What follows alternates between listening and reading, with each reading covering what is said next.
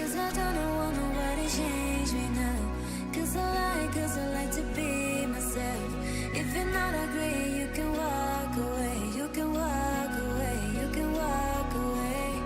Something in my mind makes me think I ain't nobody perfect. Something in my mind makes me think I ain't nobody perfect.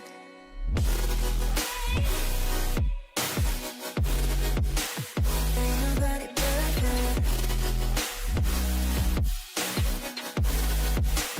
Ain't nobody perfect. Ain't nobody perfect. Ain't nobody perfect.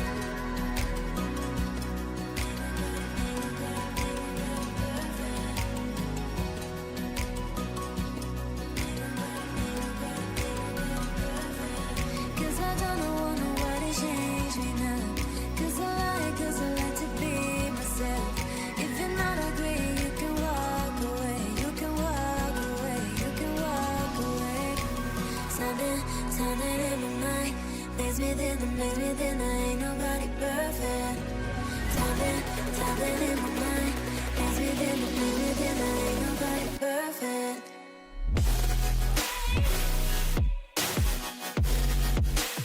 Ain't nobody perfect. Ain't nobody perfect.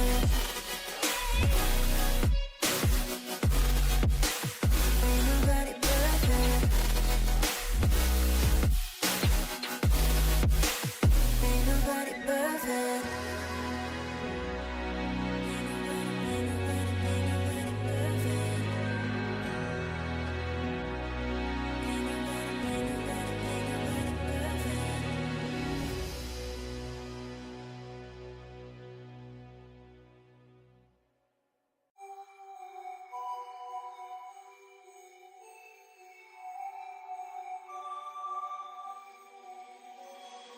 Writers, write what they know.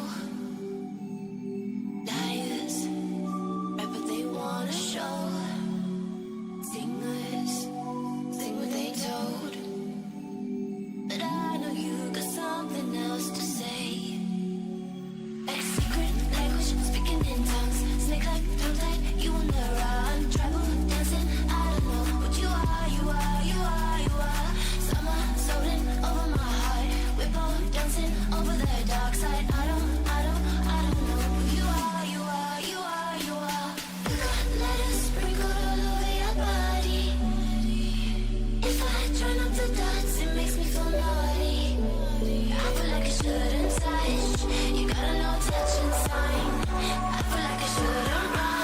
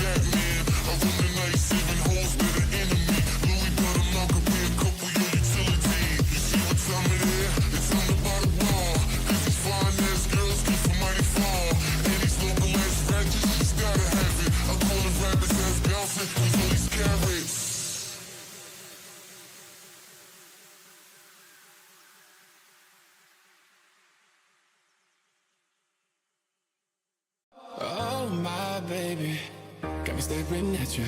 So I'm crazy. Won't you bend that back for me?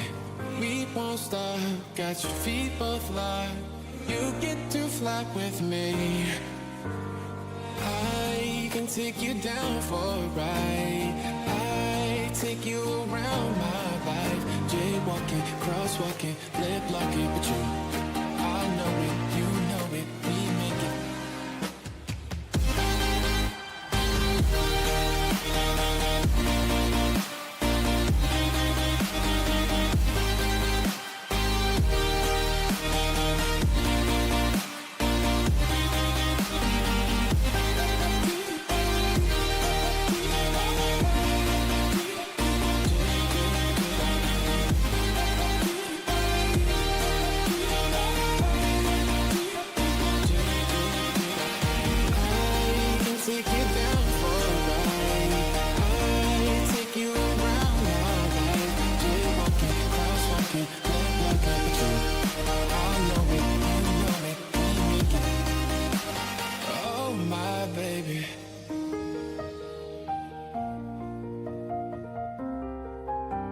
So I'm crazy.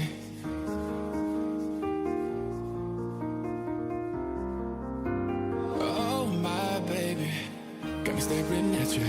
So I'm crazy. Won't you bend that back for me? We won't stop. Got your feet both locked. You get to fly with me. I can take you down for a ride. I take you around my life. Jaywalking, crosswalking, lip locking, but you, I know it, you know it, we make it.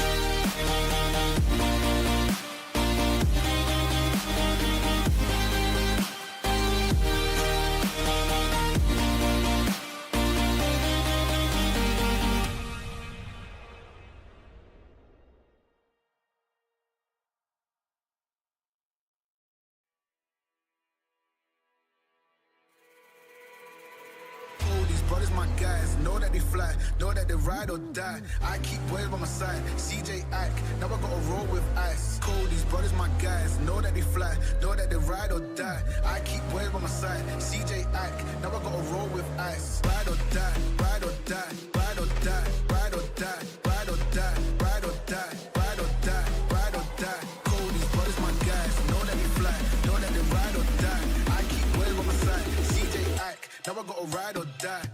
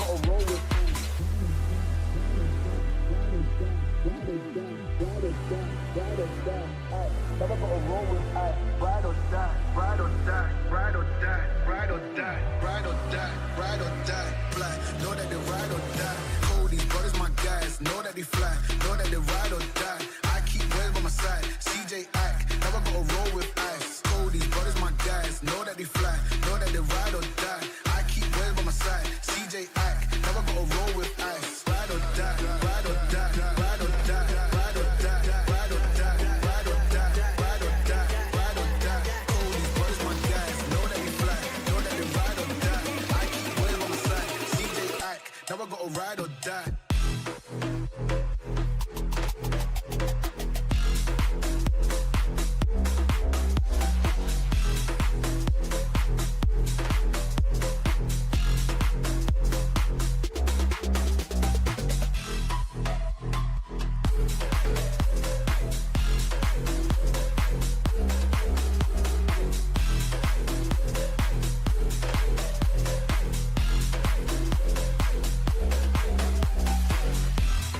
Ride or die, ride or die, ride or die. Aye, now I gotta roll with ice.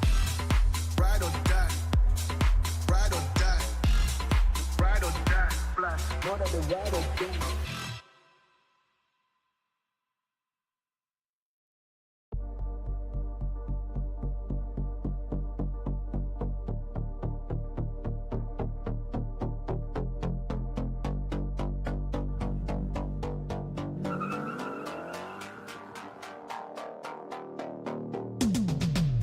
Hand on the wheel, got my pistons pumping, all 800 horses running. Oh, baby.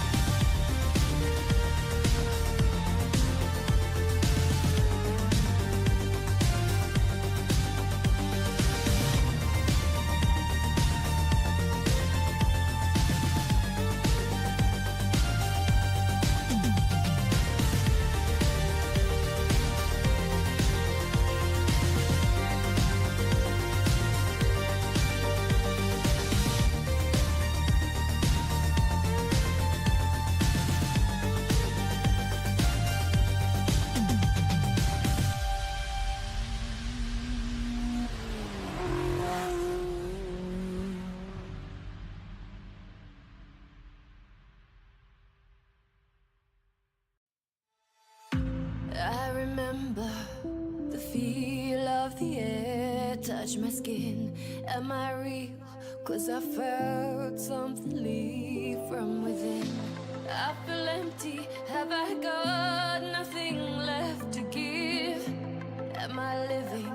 'Cause I only felt alive with him. I'm driving in the night, the hood down. It's when I feel alive, when no one's around. The darkness deep inside comes to light now. But it's alright, it's alright. I can break no heart if I got none. I won't break apart if I stay on the run. But sometimes in the night I miss the sun. Why did darkness come? I felt my body break, my heart give up. Why did darkness come? I felt the lightning shake me into hell. Why did darkness come? I wanna stay in here where I belong. Why did darkness come? Something keeps waking me up. Why did darkness come?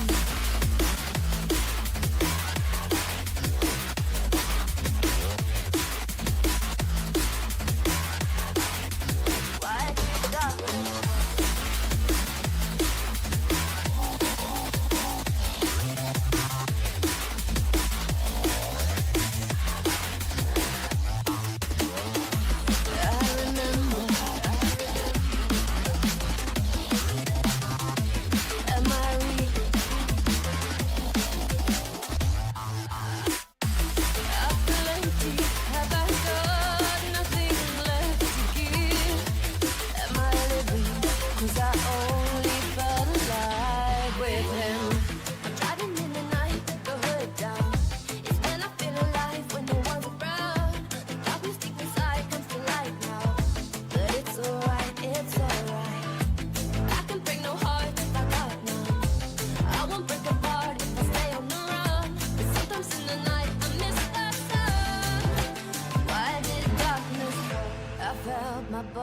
Break, my heart give up. Why did darkness come? I felt the lightning shake me into hell. Why did darkness come? I wanna stay in here where I belong. Why did darkness come? Something keeps waking me up. Nothing left to give. When we apart. Darkness with him. Ooh.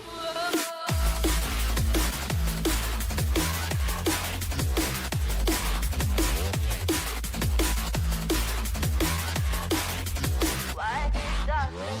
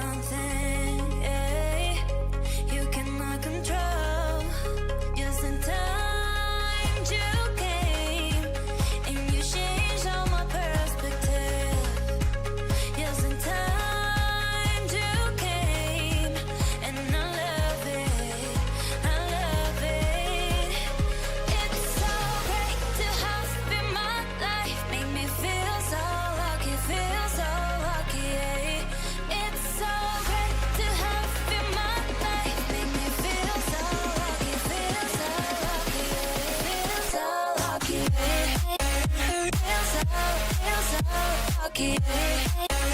Feels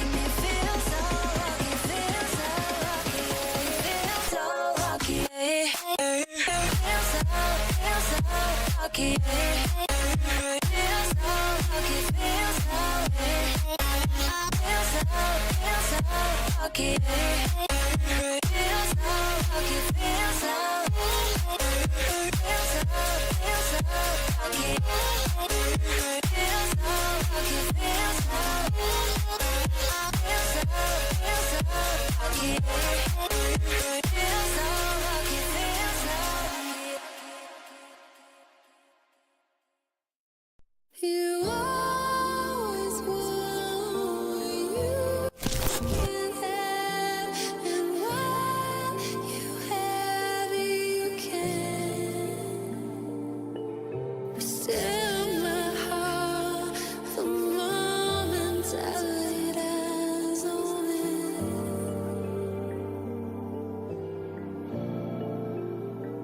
Well, how do you know? How you feel?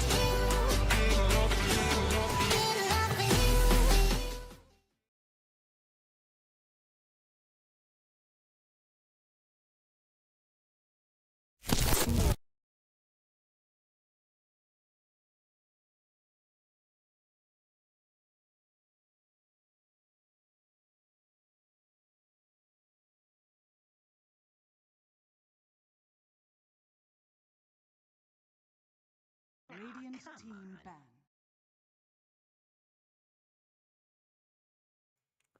And the 1 hour break is over, ladies and gentlemen. We are back with the second match for today. Ninja Penguins once more versus Navi Junior, this time around in the European Pro League Season 16. Welcome back, welcome back. Already kicking off with some good old bands. We are familiar with the Nature Prophet's Place. We are aware of Pudge being slowly, present back into the meta one way or another. And these are heroes that we're not gonna be seeing. Navi Jr. opening up with the good old Lion. I think this is a hero that we've seen on the side of Navi Jr. multiple times. I'm pretty certain it was present yesterday. Yep, it was present twice. Back on January 18th, when they were playing versus Marsbet, and it didn't really turn out that well. But do consider that Marsbet are a generally aggressive team, currently leading at the top of their group. Played out once again versus Bait, and they had a solid victory as the setup potential is always really good for Lion. You do have a double lockdown. You do have, you know, the possibility of hurting the split of twice. And yeah, super annoying to deal with. Monitoring, of course, is super annoying during the laning stages. And of course, you can build it up to some magic immunity with the shard. So yeah, it's a funny hero. Unfortunately, sometimes we see Lion plays fall apart because the accent is never so much revolving around them getting the finger of death kills. I mean, it always comes down to the draft that you're going for. If you're going around for, you know, this nuking, ganking type of a play, rotating around the finger of death timing, you're gonna land that kill every single time. And with that, the Lion is gonna start scaling up, eventually get to Scepter or something of that sort, and just, you know, blast all over the map. Or if the game pretty much prolong itself long enough for that to happen. But it's, yeah, it's basically 50-50 with this hero. I personally like him very much. But if the other side is punishable, things are gonna go haywire. And Ninja Penguins are already having a punishing hero on their side indeed. Tiny. The Toss, Avalanche, Bonanza. I mean, it's always fun seeing the Tiny. The setup is always really juicy because, I mean, blink and toss and instantly into the Avalanche. There's nothing anybody can do in that situation. Morphling banned out, Invoker with the Death Prophet, Winter Wyvern once more. We spoke about the Nature's Prophet, Chen, Timbersaw, Meepo, Doom, and we spoke about Pudge as well. I approve of this Morphling ban because it's annoying to deal with. As long as he has a way for him to run away, he's fine. If you manage to bait it out, he's done for. And if you don't have any type of a follow-up chase, you're gonna lose him every single time. You're gonna lose a lot of time chasing him. If it goes without a kill, it's time lost indeed. Snapfire. 5 seconds remaining. Well, the good old grandma with her cookies. Always really nice. They're nice for the setup there. I'd like to see the Mars synergy. It's been a long time coming, and Mars has been popping back into the meta. It's a cheesy play for sure, but it does feel like it could be effective.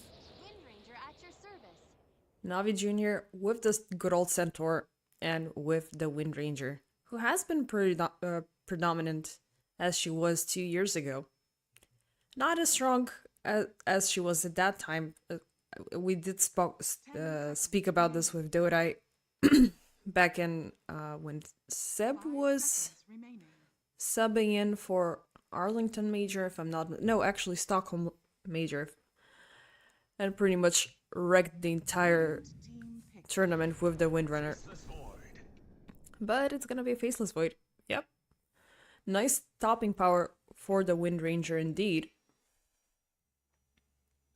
It's a good response so far from Ninja Penguins. Even though Faceless Voids can be Omega punished, but the draft so far allows for a lot of aggression from Ninja Penguin, so 5 seconds remaining. I do hope they are gonna go in for these explosive offlaners and mid laners. Definitely the Magnus does satisfy that description. I like it, it's aggressive. Mid lane, off lane, that's the big question here. I would prefer him going in for the offlane to maybe pick up on some early game kills, because either side, like, depending on... I do think that it's Snapfire more likely to be position 4 here, and it's gonna enable, definitely, to find cookie skewer kills. Dire team ban. Feels interesting. Shadow Demon. Alright. A little bit of a counter response coming in from Navi Jr. Pretty strong, might I add. I mean, if caught outside of the Chronosphere, definitely you're gonna stop the Faceless Void from being an Omega annoying. Definitely a hero that is gonna have the target on its back 100% of the time, as he is really strong to deal with. Once he gets somebody into the orb, there's no running away. So yeah, it's Definitely gonna force out Ninja Penguins to always call out for +1 whenever they want to go and engage on this hero. 5 seconds remaining. And with that, Navi Jr. can somewhat control the tempo of these team fights, but I'm still kind of feeling fearful. Ninja Penguins are already warmed up for today. They walked away with a 2-0 victory over Level Up. And they had things very well sorted out in both games when it came down to the draft. They were strong, they were resilient, they were working around really nicely. But we'll see how they're gonna, work out versus the next contenders. Radiant team ban.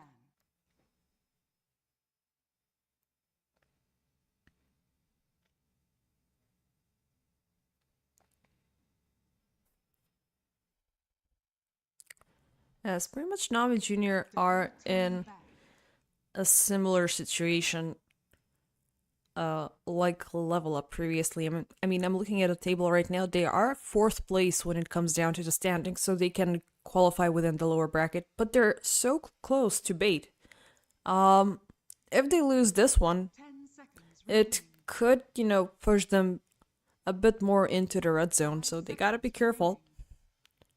They got a lot at stake here. Ninja Penguins are a little bit more in a comfortable position at position 3. So for them, it could be, keep up the push, keep up the aggression to get a position into the upper brackets. So far, so good. They have only faced Clay before Level Up today. Got 1 game only and lost. But still, Clay are definitely a super strong team, definitely not a team to mess around with. So far, they've had a streak of 2-1, 2-1, and a 2-0. And 2 more games to go. 1 versus Marsbet, which are at the top of the group stage. And the other one with Bait. Yeah. As for this game, we're slowly wrapping things up in terms of the bans, so no Naga, no Ursa, no Ember from the other side. Navi Jr. have 1 more ban remaining, so what could we potentially see here? Queen of Pain could be interesting for Ninja Penguins for sure, to utilize a lot of damage more into the Chronosphere. team pick. Rubik as the last ban. Interesting. And Slark is gonna be the final pick here for Navi Jr. Which puts the Wind Ranger in mid position? Interesting. Sure, it does happen. She's a little bit more likely to be mid laning rather than carry here, but I should have foreseen it. Still, Ninja Penguins could have a strong answer to that. I don't know, maybe bring out something like a TA would be good. Who else? Oh, it's gonna be an Enigma play, so Magnus going in mid and Enigma offlaning.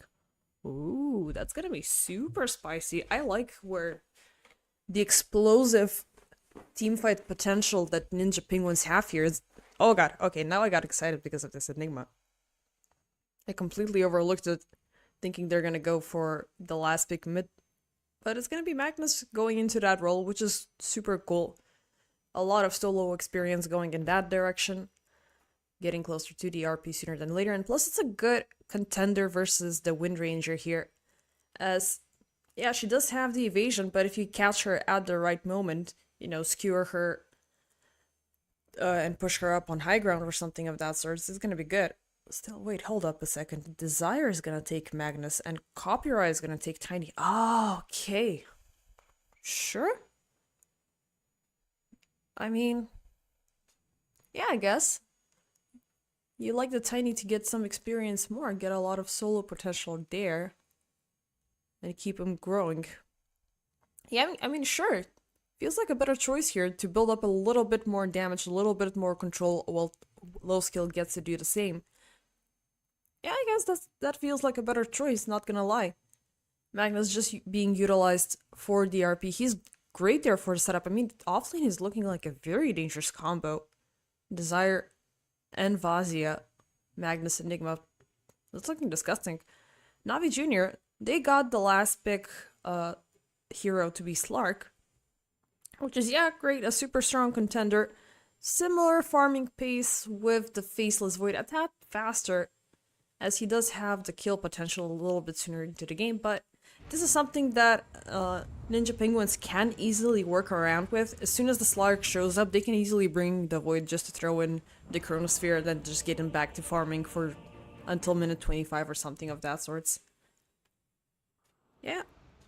I mean, so far I am feeling a little bit more into the draft that Ninja Penguins brought in this game. So I guess I'm gonna go in with them potentially winning game 1. But we'll see. I like their draft. It is super demanding. It is super heavy. It is feeling a little bit greedy. And a lot of focus will need to be placed up on how you time these ultimates. I mean, Black Hole with the RP, with the Chronosphere, those are 3 super Omega Big ultimates. Which is something that Navi Jr. can work around to time. If all of them get, you know, used up or something of that sort. So Ninja Penguins need to be careful, because every missed out ultimate will definitely could definitely turn the tide here. The unfortunate thing is there's not a lot of I mean, Tiny, yes, he's gonna start growing at one point, but I guess at the very start there's not a lot of targets from which the Slark can just soak a lot of, you know, agility from. Kind of feeling worried. I mean, still, I like the Shadow Demon a lot. Looking really good here. But still, a very, very high responsibility hero. I would have gone for something, I don't know, like the OD instead of Wind Ranger in the mid lane. It does give you a second target to control with the Astral Imprisonment. And with the Eclipse, you can just easily burst your targets within the Chronosphere. He did get banned out earlier. Hasn't really been that much present throughout the tournament and throughout the meta, actually. I really miss heroes like that. And plus insanely sustainable when it comes down to mana. So that gives him a lot of potential. Okay, yeah. All is good. Yeah, Milan is pretty much done with it. He's had so many pauses today.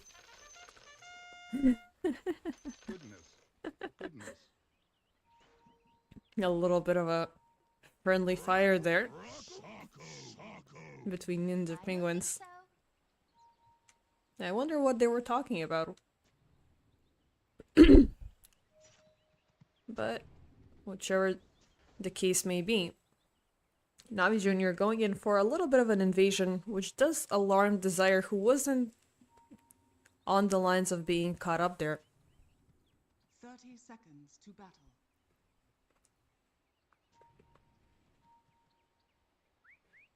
Low skill, showing himself, got the juice. Yearning there for a high 5. I mean, it's gonna be cool if you know, just high 5 him back or something. Yeah, thank you very much. That was gonna be haunting me for days.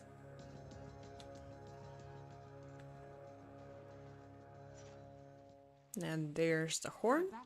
Milan goes up high ground to keep up the scout, so low skill can safely take the rune. God the Juice snatches the one in the river, and one by one they take the runes in the jungles. With no further fighting here.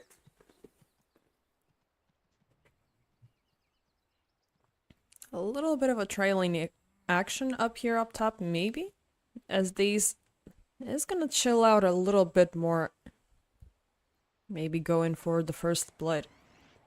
I mean, this is definitely going to be a very difficult lane for Navi Jr. to handle here. The Eidolons are going to be super annoying, and there's the first aggression. A lot of heavy hitting onto Riddies, but the disruption will be dropped onto the Enigma Vazia, looking a little bit low.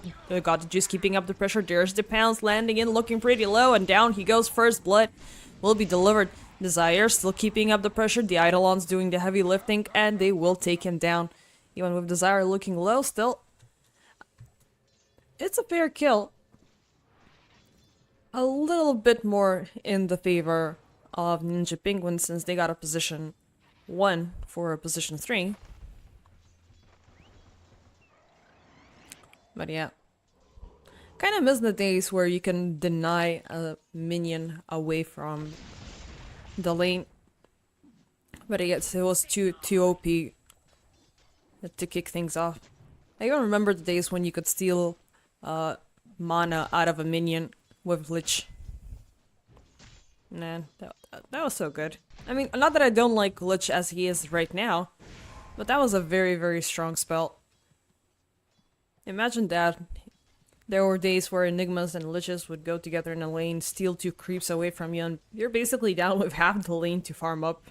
Not that that synergy was great on the long run, but it was... yeah, pub material.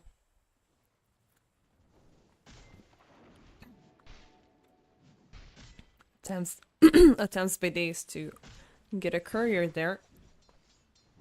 He's still keeping up the vision, finds the courier from Milan. It is gonna deliver the items, but a kill's a kill. 30 gold each going in the way of Navi Jr. They're not actually seeing it, it's pretty much a wild guess they're having here. Up top, got the juice. Uh-oh, and a little bit of a danger. Pounce is not available, and oh. That was a very, very big punishment. Being taken down for a second time. 2.5 minutes into the game. Not the most splendid of starts. Wonder what he was doing there. Probably willing to snatch a couple of creeps. Maybe Riddy was looking pretty low and he jumped away. Didn't really pay attention much.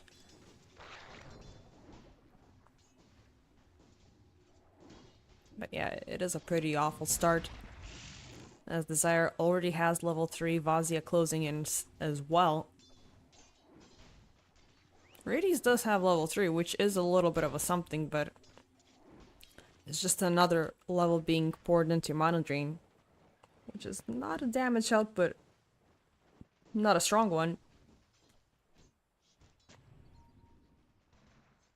Down bottom, so far things are pretty calm here. Low skill, just actively farming, not a lot of problems. A little bit of a contest between Milan and Days in terms of jungle control and lane control, but neither side has gotten anything out of it so far. Middle, Copy versus Niku. So far things are pretty calm between these two, throwing a little bit of a fire every chance they get. And a little bit of a quarter level going in the favor of Copy there. Which is good, he's gonna start growing in about a level or so. But probably he might even prolong it just to give a little bit more damage. But no, looking at the build so far, he's just going in for the full avalanche. Maybe he's gonna start growing right after. I don't know, it's been a while. Tiny mids. Very interesting call. A little bit more, you know, unconventional, but he is doing great. Nico is kind of having a difficult time, even though he is getting the bottle filled up and stuff like that. This guy is, you know, tanking up slowly and surely. 1.2k compared to 780. There's the avalanche toss one more time. Pops the wind run, and it's just rinse and repeat. Hurt him, scrape him, toss him, and he's gonna run out of mana, run out of HP, get out of the lane, lose a bunch of XP, rinse and repeat. Easy. Well, this game makes it look easy. Down bottom, Milan finds a cookie, but doesn't have anything more to throw on to Days. He's gonna take the long walk back home.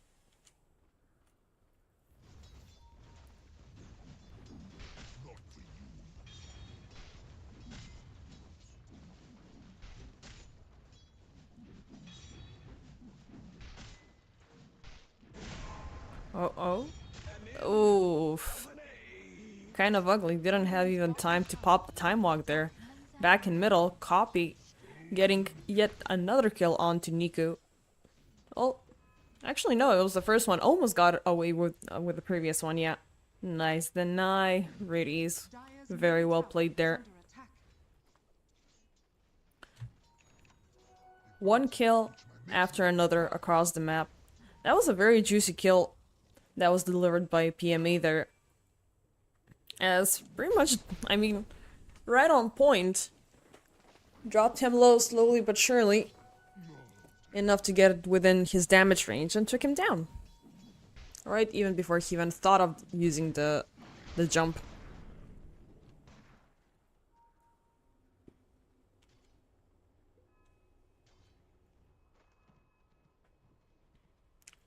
One and a half level away from the RP. How are we doing in terms of other ultimates? Vazia? Are scanning.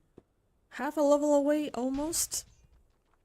Milan is gonna take a long time until he gets the kisses in. One level remaining for low skill. On the other side, got the juice.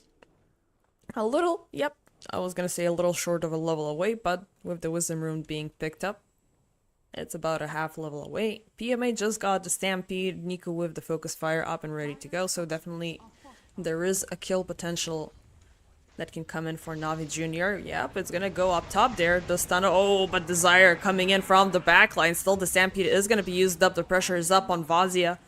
Desire, a little bit of a body block coming in from PMA. Already didn't use up the RP, he's just skewered in.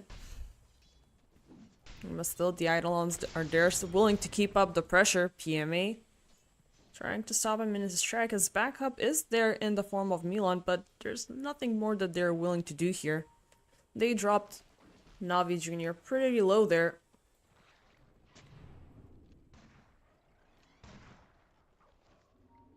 Maybe they can do something once Vazia comes in. He is a little bit of a quarter level short from the ultimate. But chooses to keep up the pressure. Oh, he finds the lane. And that's pretty much the level he needed secured. Oh, in the jungle, Riddies is gonna be found by Copy rotating in. Milan, there's got the juice. He finds him, doesn't have a cookie to initiate. Then there's a TP dropped in. And will he catch him? Oh, nope. Not today. Dire's top tower is under attack. Still space created. Ninja Penguins can keep up with this tower attack. And maybe refocus down bottom. As low skill is the target that they're looking for here. All four have grouped up. He does have the chrono. Dire's top tower has But oh, he's completely surrounded. There's this disruption coming in. Riddies landing in the stun. Focus fire, hex, and everything in the hoof stomp. Oh my god. That was just way too much. Way too much indeed. Dire's middle tower is under attack. Oh man. Tough luck for low skill. Twice in a row already. Is under attack. Pretty much he's been left by himself throughout this bottom lane. And it's a very easy target for Navi Jr. to pick up. Got the juice on a similar misfortunate end here. And died twice himself as well. A little bit pushed back. And Daze. A little bit aggressive here. Copy. Nice blink in with the toss. And there's the blink reveal. 9 minutes into the game. A definitely welcome item here for the Tiny. As he's been doing great so far.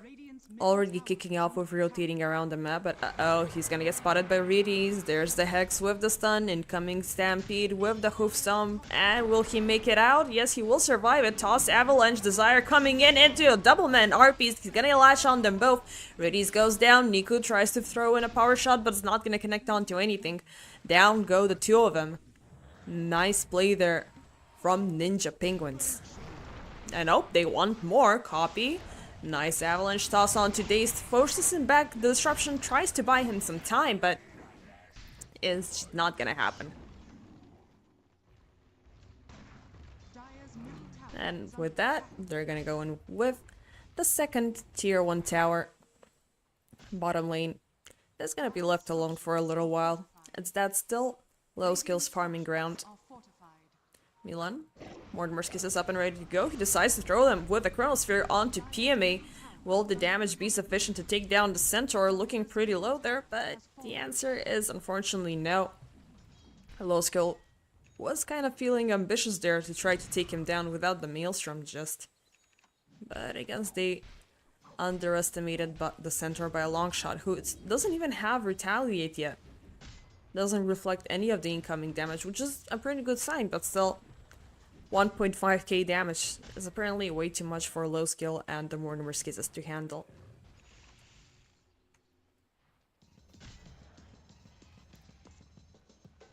But so far, Vazia has been having the bestest of times across the map. Already built up a Vlad's with a Midas. And it's gonna be Blink Dagger coming right after. Followed up by Copy, Bottom tower is under attack. whose leading stage has been pretty much left uninterrupted. Oh, and he finds Niku, Toss, Avalanche. Cookie is gonna connect, they keep him stunned up, but he's gonna manage to pop the Wind Run. Toss, Tree, yeah, that's good, they're gonna keep him shackled up. Cool. Still on cooldown, there's the disruption used in self-defense, and definitely they can turn this around to throw themselves onto Daze. Riddies is gonna die first. They still haunted by the Eidolons. Cookie is just falling a little bit short there. Still one kill. Stampy's been used up. Still, we don't have the Demonic Purge available for Daze. Oh, he's falling really short here. Fortunately, the Finger of Death is available, but unfortunately, Dire's bottom tower. Rudy's got taken down first during that team fight. Kisses are going to be available in 5 seconds. Chrono in another 40. As low skills just pretty much free farming his heart out, while the rest of the team are keeping up with the push. Black Hole is also available, about 900, 800 gold away from the Blink Dagger. As Vazia is actively farming, has had a pretty decent laning stage, but so far he has been the target. I mean, there's pretty much nothing scarier than a Black Hole hitting everybody, so you want to take down the Enigma before he can do anything. And oh, mid lane, they're gonna find somebody. It is gonna be Copy. Might have jumped there unwillingly, and enough setup time for the Chronosphere. Double Mortimer's Kisses. Nice disruption there for the save. Enough time for the Stampede to be popped and PMA to run away. Illusions keeping up the pressure onto Vazia. No blink for user. Milan lands a very nice cookie, and Vazia is trying to make it away. Low skill, still keeping up the pressure onto the Centaur, looking pretty low, and he's gonna go down eventually. Nice save there of Vazia, who's been trying to find any chance to pop the Black Hole, but he's been actively focused down. They were enough focus for Ninja Penguins to just draw them out one by one. And that's a very nice way of controlling the team fight. You know what the other side is always gonna go for, and you just dance around with it. Dire are scanning. Got the juice. Going in for the defusal. As per usual. Has the Midas already? Not sure when he made it. Gonna have to check it afterwards, but it is looking like they're pretty much the same pace with low skill. Who has the Maelstrom and a very nice juicy stack to pick up from. I'm gonna get him a little bit closer to the BKB there.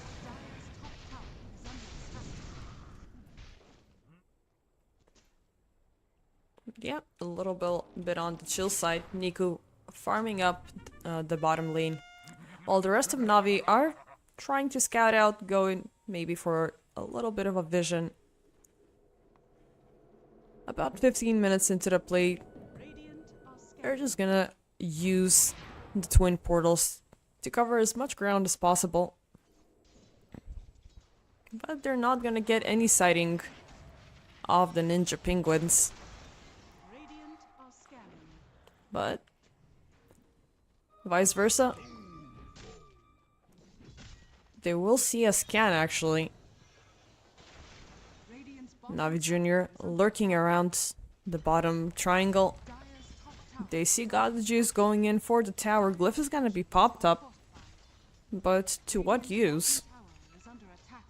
Just maybe to see what's gonna happen, but Radiant's bottom tower realizing that they're feeling uber confident about the siege means that there's more people chilling on the sides. top tower is under attack.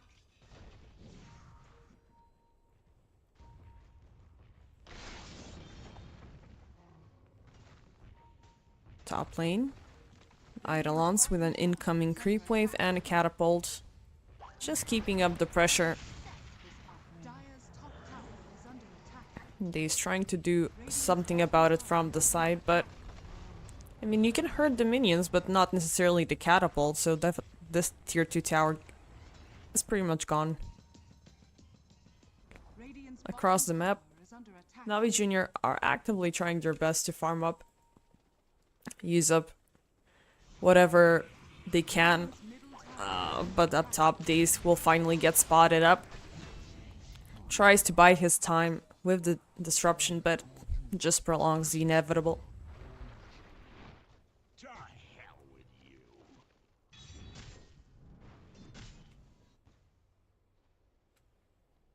Dire's top tower is under attack.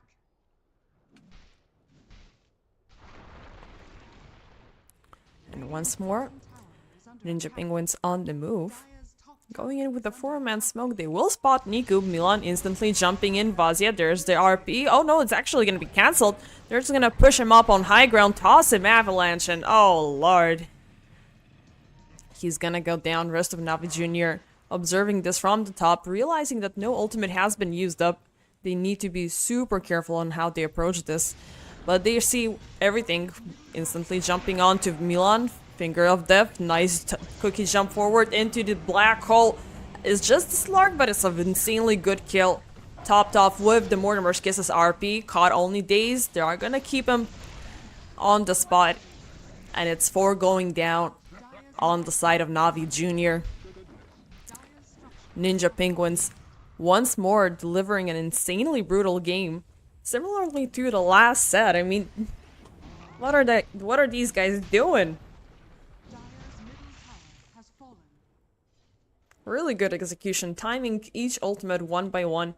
Even if they got one target out of the transaction, every kill is worth it. Yeah, it's triple blink dagger, therefore the jump. There's a double blink dagger onto PMA and Riddies, but unfortunately they really haven't picked up the momentum. Oh, down bottom, Milan's gonna be found. PMA with the hoof stomp jump, and finally it's gonna be a kill going in the direction of God the Juice. 2 stacks so far onto the permanent agility, which is not much.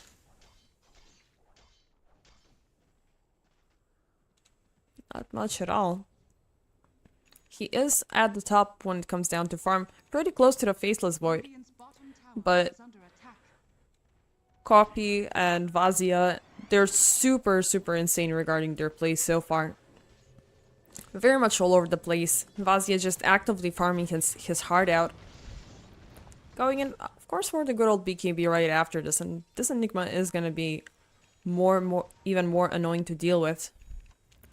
Ultimates online. Mortimer's Kiss is available in 5. And they're ready to go. It's time for Roshan as he crosses the twin gate portals from one side to another. Both sides are ready to go. Ninja Penguins, going in with the smoke themselves, are going to be trying their best to scout out somebody from Navi Jr. before they jump in. Copy, yep, he's been revealed. There's a jump, insta-deleting Daze on the spot. And they're just gonna keep up the pressure. Secure the map a little bit more. Maybe even go in for a Tormentor. Who knows? That's an idea.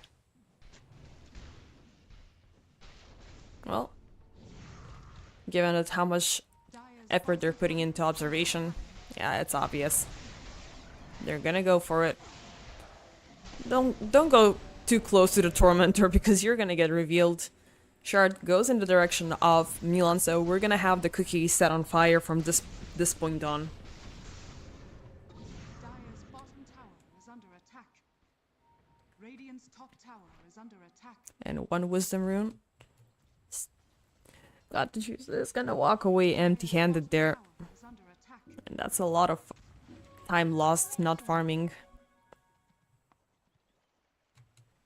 So 2 wisdom runes.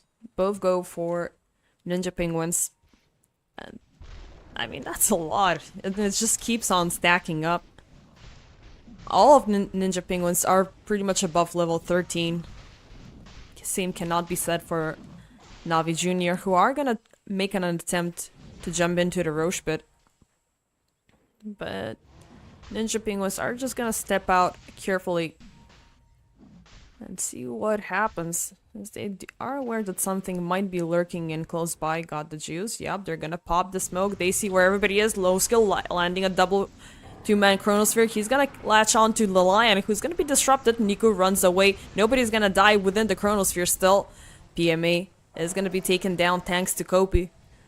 Desire closing in, finds Niku, drops the RP for the Wind Ranger, and she's gonna be popped as well. Oop, on the side, one more has been spotted out, and that will be Reedys, who attempted to save his life, but no, he's just gonna be a 3rd kill going in the direction of Copy. What a all over the place play here from the Tiny. It felt like a little bit of an oversight from Navi Jr. to jump in there. I mean, these guys have 3 insanely big ultimates. You don't have much of a vision going on there, aside from this little observer. But even so, you were aware that they were out of the pit. And you still messed it up. Very awkward.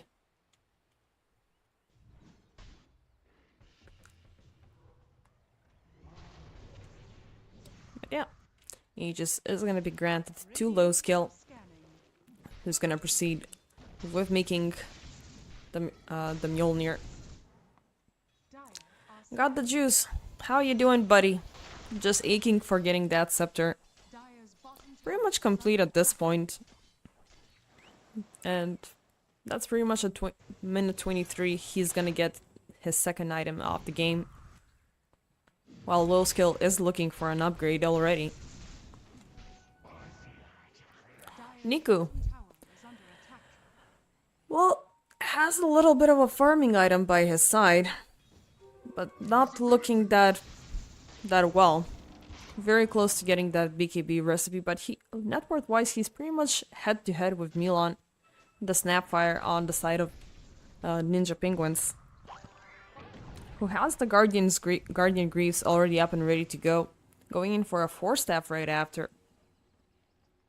So it's a pretty decent looking support. Really present during the team fights. The cookies being flown all over the place. Mortimer's Kiss is just adding in a lot of damage to the Chronospheres. It's pretty good. These guys are playing flawlessly. 3rd game so far today. Not willing to jinx it, but they are looking solid. They are playing very patiently, they are playing very carefully. They are doubling down on team fights that they know that they can get advantage out of. And so far it's been paying off. 20 on to 6. 16, 17k net worth in their favor. And Ninja Penguins have cleared up 2 lanes, willing to go high ground on either one of them. Well, Navi Jr., they're just scouting, well, not scouting, they're just salvaging whatever they can across the rest of the map. Not even willing to show themselves, because they know these guys are gonna respond very, very fast. They have all ultimates up and ready to go. They're not fearing a high ground push, and Daze, second he shows up, is gonna get dragged off of the high ground. And as you saw, he got obliterated on the spot. Radiant's bottom tower is under attack. Radiant's courier has been killed. And yeah, nobody else is willing to go forth. Dire's top Not barracks sure what the rest of them are doing, just farming up something. Not really willing to take on is under attack. the Ninja Penguins. But it's pretty much go time, realizing that these guys are serious. Dire's Glyph's gonna get popped up, attack. Radiant's bottom tower which low skill is just gonna wait out patiently with the Eidolons to take down in a matter of seconds. tower has fallen. And Navi Jr. grouped up, ready for the defense. Yeah, it's now or never, gentlemen. PMA commits for the jump, instantly going on to low skill. They will be almost able to take down the first life, but Black Hole is going to be thrown back. Oh, and RP into the Chronosphere. Niku, Daze, PMA, one by one. They're all gonna go down. And GG will be called up as Navi Jr. have had enough with these guys. Ninja Penguins walk away with a strong Game 1 victory. 26-6 with a 23k net worth advantage. What a play from these guys. I mean, it was obvious from the very start. Their draft was super solid. It felt very greedy for some time there, but they made it happen. They were pretty much all over the map, started moving very nicely as soon as they got their ultimates. Handpicked one by one Navi every single time. I mean, what a play that was indeed. And nothing else to be said here other than we're going on a small break and we'll be back to see what happens in Game 2. See you in a bit.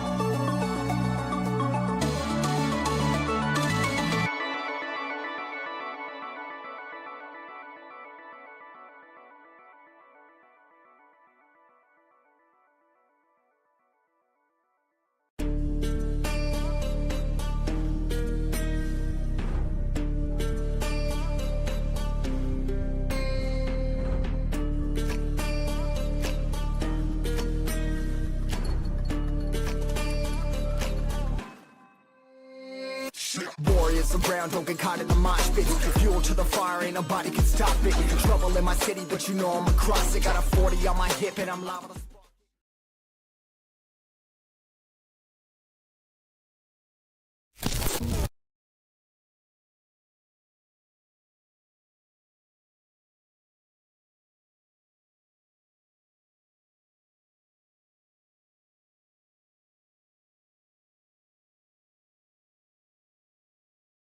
Radiant team ban.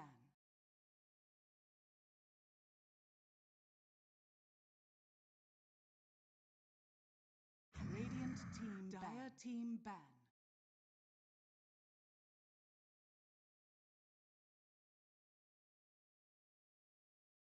Ten seconds remaining. 5 seconds. Dire team pick. Radiant team pick. Meatball!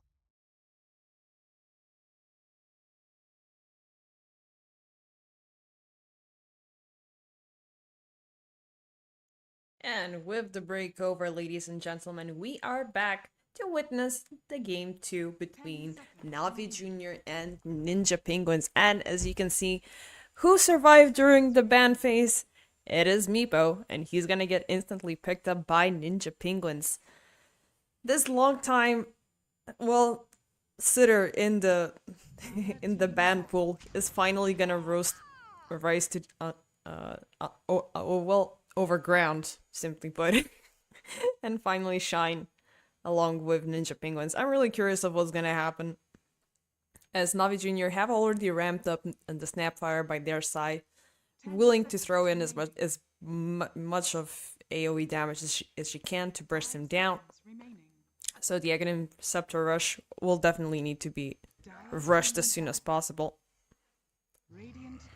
And they're gonna take away as much as they can to make sure he's gonna have a pretty decent time. So Winter Wyvern is gonna be banned out, Timbersaw, Earthshaker, and Elder Titan, along with Pudge earlier, of course. As for the other side, they have done them a favor by taking away the Magnus and the Doom as well, along with Tiny. So far, climate is pretty decent for Meepo. Question is, I mean, they can get somebody to, draw at least one Meepo out, but looking at how safely Ninja Penguins can play these games, they can really work around this hero to have at least 10 minutes to get up and get around his scepter and then strike back. And yeah, with the Naga ban as well.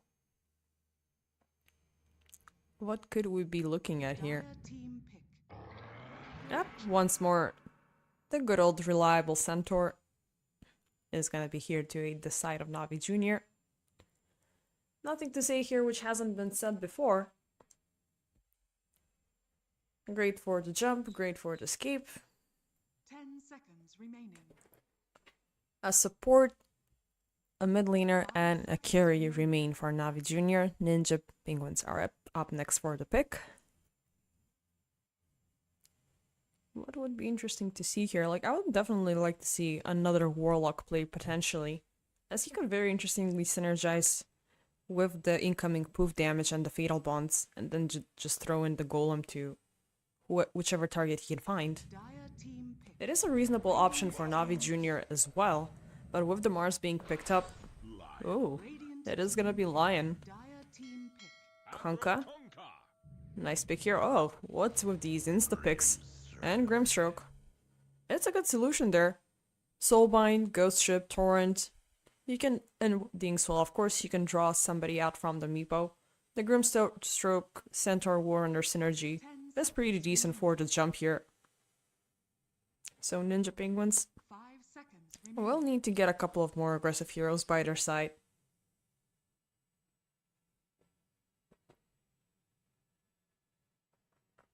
Dire team ban.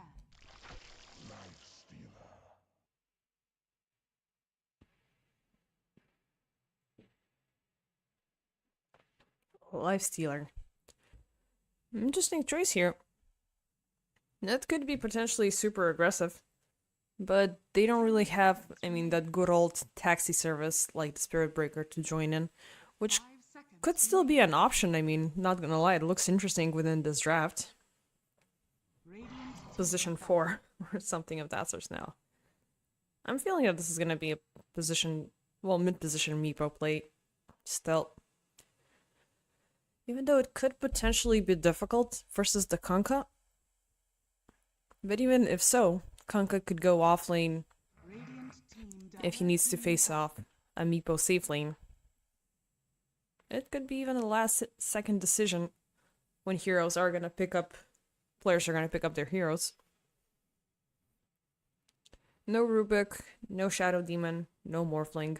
1 ban remaining and 2 more picks before we get to go. 5 seconds remaining.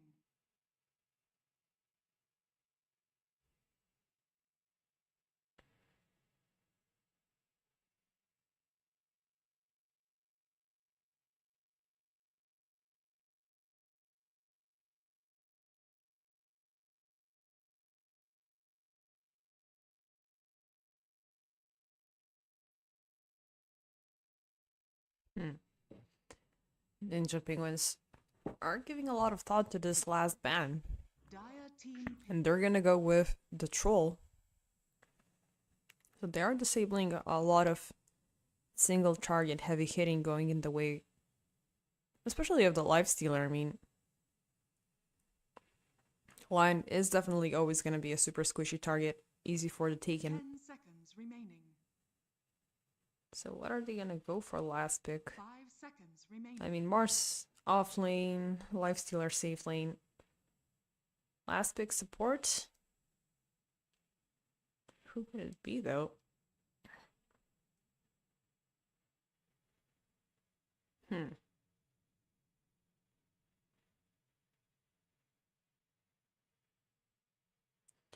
I mean, what could you use against this draft that you're facing? You're gonna need a couple of more lockdowns for sure. Like, it would be interesting to see something like a shaman to just double down on more hexes and more stunts to keep a lot of control during the team fight. But it does feel a little bit much of a pushover. And then it's gonna be 2 super squishy targets coming in play. Maybe you can go in for a little bit more of a damage type of a support play. Dark Willow could be interesting. Witch Doctor could be interesting. I don't know. 10 seconds remaining for Ninja Penguins. And they're giving it a hell of a lot of thought here. Radiant team And they eventually go for Vengeful Spirit, the good old setup hero. For sure, it's gonna help out to find one more target to drag into the arena. It's gonna allow for the Lifestealer to also jump in very easily into the team fight. So yeah, it feels like a good choice. 10 seconds. They're just gonna go in with a little bit more of some armor reduction. 5 seconds remaining. And of course, the Vengeful Aura. Yeah, I kind of see it happening. The setup is once more looking pretty decent for Ninja Penguins. Navi Jr. do have a strong draft so far. They just gotta reveal who their carry will be here. I mean, the Centaur, Warrunner, and Snapfire combination do allow for a lot of jump. Grimstroke as well enables a lot with the Inkswell, so there is an early game pick-off potential that these 3 can do if one of them starts, well, even early rotating across the map, maybe around minute 3 or 4. But it does feel like there's gonna be somewhat of a babysitting. Choose your Ooh, hero. melee versus melee. Okay, this is gonna be a juicy combination. The Ursa versus the Lifestealer. I do kind of favor the Lifestealer here because the setup for him is a little bit better. Ursa though, yeah, he can tried his best, I mean, at the very start, to chase around some heroes for the kills, but it's not gonna be until he gets the Blink Dagger that he will be a little bit more effective about that. He does feel like an easy target for Ninja Penguins to try to target down, but Very strong contender versus the Mars. For sure. Strong contender for a Lifestealer as well. It's an interesting play here. But once more, I think I'm gonna go with Ninja Penguins because it does feel like a super risky play here. Ursa is gonna be... There's gonna be a need for him to be babysat for a very long time during the early stages of the game. So at least 2 heroes will need... Well, him and plus another support will need to be side by side for such a long time for him to be enabled. Lifestealer, on the other hand, does have a slightly better of a time when it comes down to laning.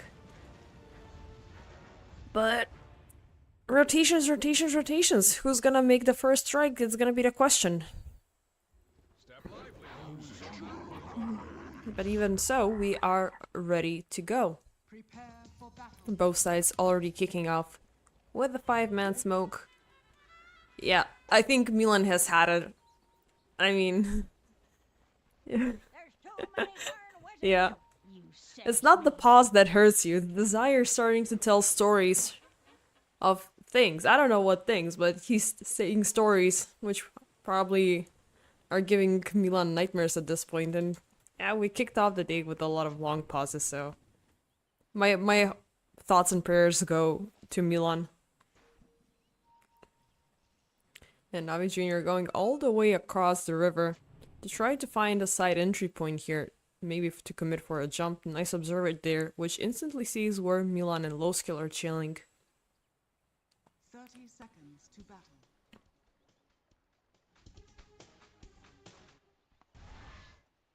And they are willing to commit here. Oh, hell yes. They're just waiting for the timer. Or for somebody to maybe jump in.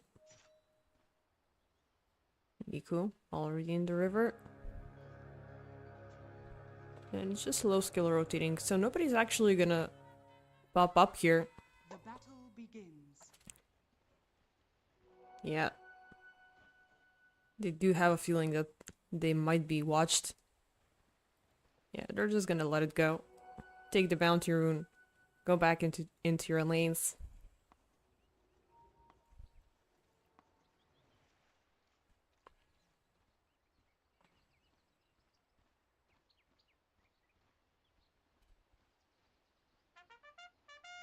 And yeah, I guess we're ready to go.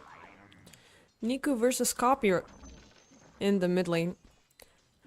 A good matchup for Kunkka, as yeah, the cleave will definitely be able to burst out the meeple very, very easily, keep him under control for quite some time, and of course X marks the spot with the torrent combination. It does give a lot of sustain. It does make at least one of the meepos be in a dire situation. But first blood will be drawn up top, as Milan's life will be claimed by PMA. It was, yep, a hoof stomp with a double scatter blast. And the Vengeful Spirit is pretty much done for. She's generally a very, very easy target to deal with. Gotta be careful about these aggressions, that it's looking risky once more. Milan still keeping up the pressure, dancing around Daze here. Was probably attempting to stop the lane from being pulled. But he's gotta be careful, he already died once. Very, very recently.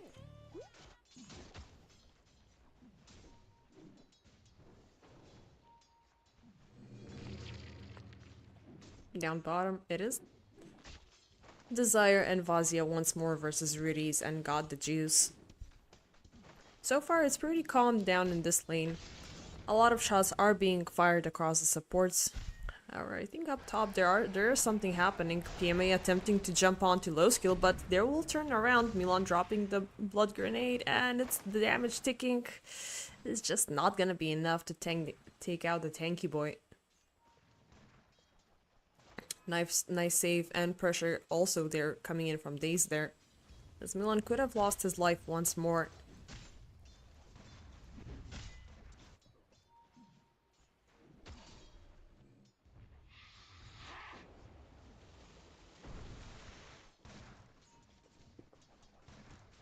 And the aggression is not really subsiding.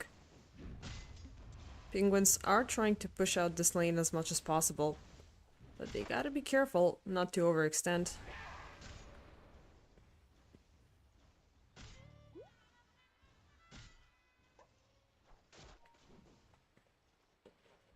Down bottom, got the juice, keeping up the pressure onto Vazia. Inkswell is gonna connect. Nice pop there off the... Was it a stick? It was a stick, which is gonna turn things around as God the Juice will be taken down. Nice play coming in here from Ninja Penguins as Desire is still under the scope of Riddies. Has managed to pick up the Lotus from the fountain. And nice preventive spike there. Oh, it is gonna connect, but the damage is not gonna be enough. Up top, Milan is gonna deny himself into the creeps.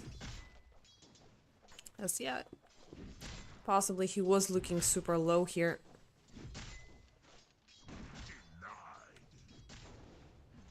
Denied.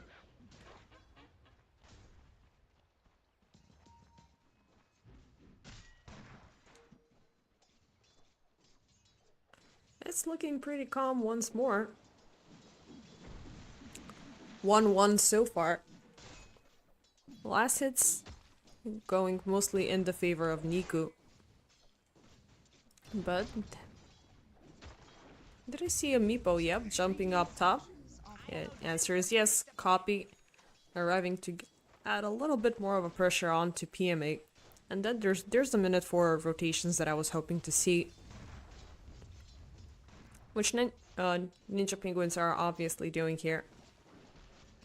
Once you get the second Meepo up, you really not need to start being super present. And uh-oh, Lotus skill in danger. Nice pop off the rage. Milan is gonna buy him some distance with the stun. And Copyright is also chilling on the side here. That is not gonna commit even further for a jump. And this is also a very decent choice versus the Konka to just keep away and not, you know, it's a lot more manageable simply, but and you can always have eyes on top, and they will throw another stun yet again. There goes Copy, but nice stump there from PMA, and this time they will not get a successful kill.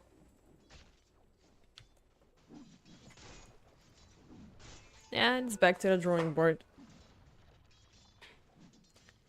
Niku getting a lot of solo experience his way.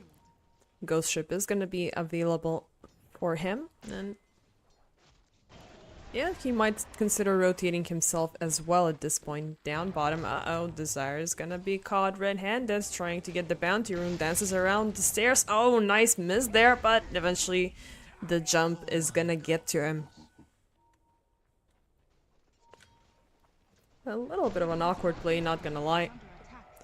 Up top, low skill, a bit in danger. Cookie is not gonna connect. Milan around the fountain, throws in the missile. Oh, nice stomp there from PMA. Is gonna keep Milan at bay, but low skill is eventually gonna find its target. Down bottom, oh, more action happening. Riddies. Oh, he's gonna be taken down as Copy comes in for a rotation. Dire's middle tower is under attack. And yeah, he's just gonna keep on being more and more annoying across the map. Every chance he gets. It is denied. Up top, uh-oh, Daze. There's a nice cookie jump. Everything onto Milan, and the Vengeful Spirit will die still.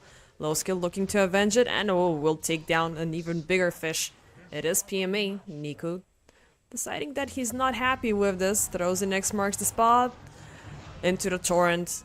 And low skill just disappears on the spot.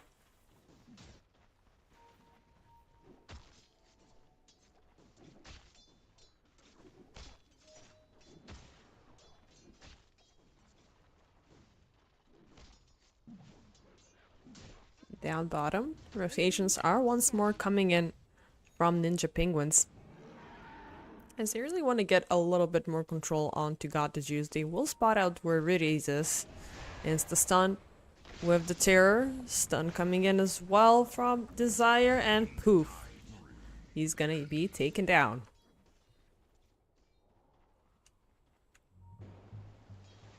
Rest of the crew, oh, they're gonna find Copy, who's gonna throw in another Meepo into the concoction. Nice double net, makes it out alive. Desire coming in with the spike. And he will make sure Copy walks away with one Meepo alive and well. Still, they have eyes on him. Uh-oh, PMA closing in from the other side. Oh, they're gonna take him down for sure. Very unfortunate. On the other side also, yeah, explains why Desire couldn't cut in closer. It was the Ursa chasing him away.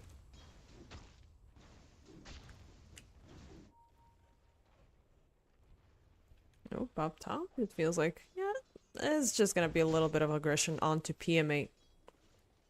His low skill is for sure feeling a little bit more confident now that the Infest is available. And the action has begun, ladies and gentlemen. We're spicing things up. Days. Will he find a solo kill onto Desire there? The Stampede will be used up. Tries to hide in the trees. And oh, he's gonna be taken down from the cleave damage from Niku. Down bottom. Uh-oh, Vazi in danger. Pops the arena for safety's sake. And he will make sure God, the Juice, and Reedies are not gonna close in on him. Nice save, nice play. Actually, from both sides, I mean, the aggression was driven by Navi Jr. this time around, but even though Ninja Penguins lost one, they really... I mean, Vazia also could have been done for their nice reaction with the arena. Oh, around in the jungle. Days, he's chasing Milan, tries to jump in with the cookie, but not gonna connect. Oh, nice double courier kill there, and they're gonna force low skill to fight into this Niku. Oh, they will allow the Inkswell to pop, keep him hexed up, pressured up. They're gonna try to drain as much mana as they can off of him. X marks the spot, forcing low skill back, looking pretty low. Niku, low skill, both of them looking sadly super low. Mortimer's Kiss is flying in. Milan is gonna be bursted down. Desire as well. Navi Jr.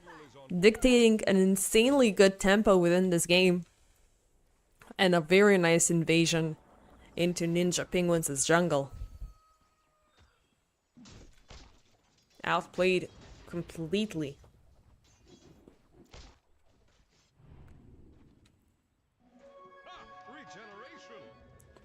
Dire's top tower is under attack. So far, so good on the end of Navi Jr. This Kunkka currently is thriving. Nice blade mail play, which is adding up to a lot, especially versus heavy cleavers. I mean, not heavy cleavers, heavy AoE damage dealers on the side of Ninja Penguins. And I'm gonna go for the Scepter right after it. And Navi Jr. once more. 3 on the move, willing to find low skill. They're gonna throw the torrent a little bit too far, but X marks the spot. Oh, the cookie was a tad too late there. Nice infest for the save. They're gonna have Niku locked under the tower and burst down the Kunkka. Holy, that was a little bit of a misplay with the cookie. The idea was there. The thought was great with the creep. But no, it was a little bit too soon. Enough time for the rage to go through with the infest so low skill can stay alive and well. Keep up the farm closer to the armlet. And yep. And everybody was present and everybody was happy.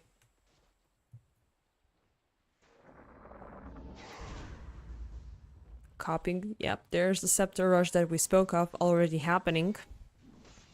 It's gonna take a little bit more time until we see Meeple in the full light arena. Dropped up onto the Snapfire. Attempt, well, a swap just to make sure he's gonna stick around. A very big streak is going also in the way of Milan here. About, how much? About 600 gold. Well, 400 gold and 200 to the rest of them, his friends. But what does that mean for him? Only has the brown boots so far. Yep, it's gonna be the solar crests all queued up. As per usual, as we see for Vengeful Spirits. Up top, PMA and Low Skill are learning to share this camp, but PMA is choosing not to. As he wants a little bit bigger piece of that pie. And maybe an attempt to take down Low Skill, who just gets off cooldown for the infest. and runs away like hell. And this does enable for a rotation to come in from Navi Jr., who are gonna throw in Nico and the rest of the gang to try to find him.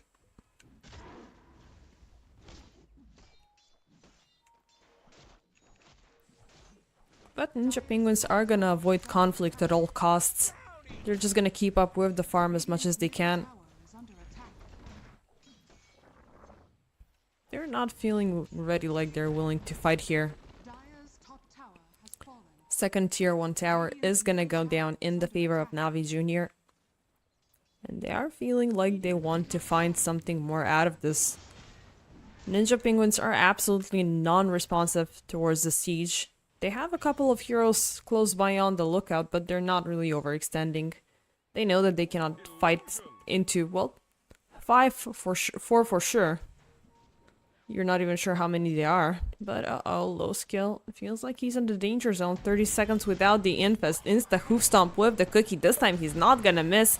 Pops the rage. Tries to run off. And yeah, he will do so. Mortimer's kisses. Uh-oh, and Stampede flying in. 2 big ultimates, all for low skill. This might be a green light for Ninja Penguins to try to commit for a jump here. But they are being reserved. Yep. Oh, Milan, he's gonna find the target to swap. Stun. PMA locked out, but the torrent is gonna land right on to copy. Niku with the haste rune trying to find a side entry into this fight, but it's gonna get completely locked out. On the other side, the arena is just reserved for the Grimstroke and PMA. Well, just for the Grimstroke, who will survive that. Daze? Yeah, he's gonna run off as well. Might be considered a little bit of a misplay, but a lot of resources needed to be poured in to take down Niku there. But even so, it's a favorable fight going in the direction of Ninja Penguins here by taking down 2 very big cores. They didn't get the carry though. That is the Ursa who's been actively farming down bottom. But even so, it's a good change of pace. Still, going back to the Sursa, he's been in this position for quite some time now, farming around the bottom lane and around the jungle. Probably gonna get the Battle Fury recipe right about now. Yep, there it is. But net worth-wise, not looking that splendid. He is starting to slag behind, as slowly and surely this Meepo is climbing up. Copy her up, yep. He's got the Mega Meepo available. And willing to tower whoever he finds in his direction. Gonna go in for the Blink. Of course, he has the Dragon Lance as well play here. So he is scaling. He is getting stronger and stronger by the minute. On the other hand, it is Niku topping the net worth on the side of Navi Jr. Still sticking out with the Blade Mail from previously. And quite close, about 1,000 gold away from the Scepter upgrade. But both sides are now reset, ready to go. PMA commits to a jump on to Vazia, who's looking pretty low here. Chain stunned, and does he have the arena to pop? Oh, he's gonna miss out the spear. Ah, poor Vazia. That was a super strong lockdown coming in from Navi Jr. Well, I guess it was better to give it away. Make sure the arena is gonna be used up for another time. I mean, he's gonna be back in about 15 seconds, so if things get, hasty, they will have a fighting chance. Daze, so I'll target to be swapped. Tries to run off with the cookie, but Splitter netted down, and he's gonna be claimed. He's gonna go into Desire. I was kind of hoping it's gonna go for low skill, but even so, the kill is in the favor of Ninja Penguins. Radiance build coming in from low skill. Already has the Corrosive Orb available. So he's looking pretty good. A little away from the Kunkka net worth wise. But he's there. Is it time for Roshan though, or is it time to fight here? Yeah, probably time to fight as the Twin Portals will be taken. Oh, nice stop there coming in from Riddies to defocus them away from the Centaur. Pops up the Soulbind a little bit in vain. And yeah, a lot of action there, a lot of build-up, but unfortunately all for nothing. Niku sees where Vazia is. Maybe he's gonna try to engage onto the Mars, but not realizing that Ninja Penguins are really close by. Yep, now he sees them for sure. He's just gonna run off way into the distance, but oh, low skill. A little bit of a reveal there. But they're not gonna connect with X marks the spot. Both sides are just building up on numbers. And Navi Jr. are gonna take this scenario into their hands. Commit with a 5-man smoke. The question is, who will they find? PMA leading the charge. He will find Desire. Oh, but he's gonna be stopped right before he jumps on to Vazia. Desire, though, will be deleted on the spot. Desire. Vazia is gonna pop the arena for the defensive stake, running away from his enemies. Copy. Coming into the party, Milan looking pretty bad. Knife swap for the save. Hex for a little while. Still, this Vengeful Spirit is gonna be taken down. Desire, the Daze is gonna fall down right after. PME looking pretty low there. Desire still trying to hunt everybody he can find. Nice Finger of Death kill going in for 2. Niku. They still see him. No TP available for the Konka, so he is looking at sudden death here. Yeah. 4 kills for the price of 1. Nice save from Ninja Penguins.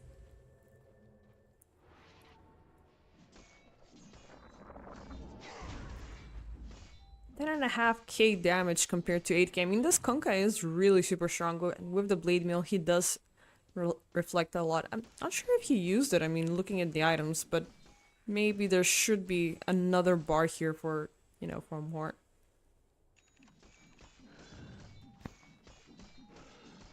Well, actually it was 244, but supports for pretty much everybody else. And Copyright just getting the best out of it. Scepter, as we said, has been complete for quite some time. It's a Disperser that's gonna come up next. We do have the first part of it. Yep, the Diffusal is completed, so it's definitely gonna be a lot more annoying dealing with this hero for sure. 20 minutes, Tormentors have spawned. Might be a good time to consider going in for Roshan. God the Juice is gonna go in for that first Tormentor kill. Shard is gonna be given to PMA. Down bottom, the rest of the crew will find, oh, just an empty arena. Hoping to find Daze and PMA there, but that was a lot of effort going in vain. Kinda sad.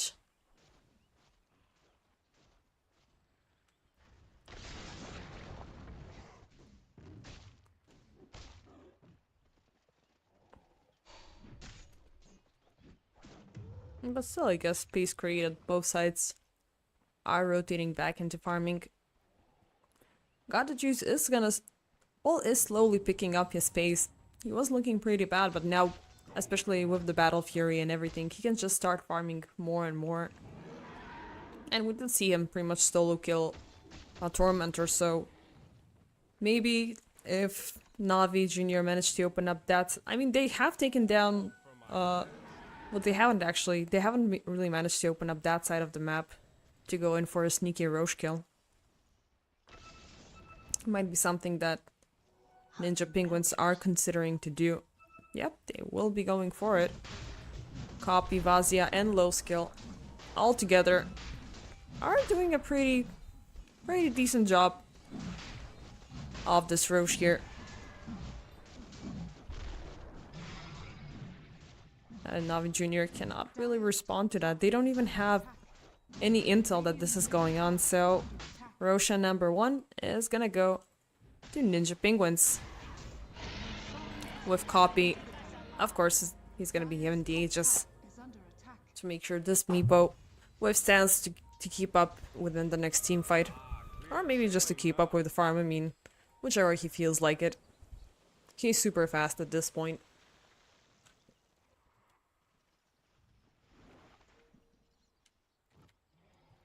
Nope, PMA, they find a target. Milan. Yeah, they're gonna use up the Mortimer's Kisses just to take down the Vengeful Spirit. Yeah, it's a decent kill, but I'm not really sure if it was a smart idea to throw in so many resources for her. Vazia now finds an arena. PMA is gonna be speared into the wall. Copy Oh, nice hoof stomp there for the save, but looking pretty low there. Will they take him down? Of course. Will he get the charge? Answer is no, so it's just still 2 finger of death charges for the Lion. But a nice jump. Not gonna lie, without the kisses, they really didn't have anything else that they could, you know, they couldn't handle within that team fight.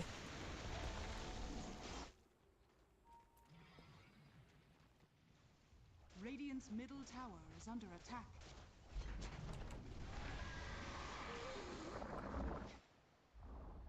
Radiant's middle tower has fallen. And down goes the second tier 2 tower, which pretty much evens up the situation. Up top, what? Oh, Nico is gonna get a little bit of a picking onto Kopi. But not gonna do anything more out of it, just to keep up the pressure around the top lane. My thanks will come later. PMA, of course aiming for the Shroud here, Rudy's Under attack. for the Ether Lens. Scepter. All about 1,700 gold away for Milan, and the Disperser has been completed for Copy, Tower has fallen. who has about less than 3 minutes left on the Aegis timer.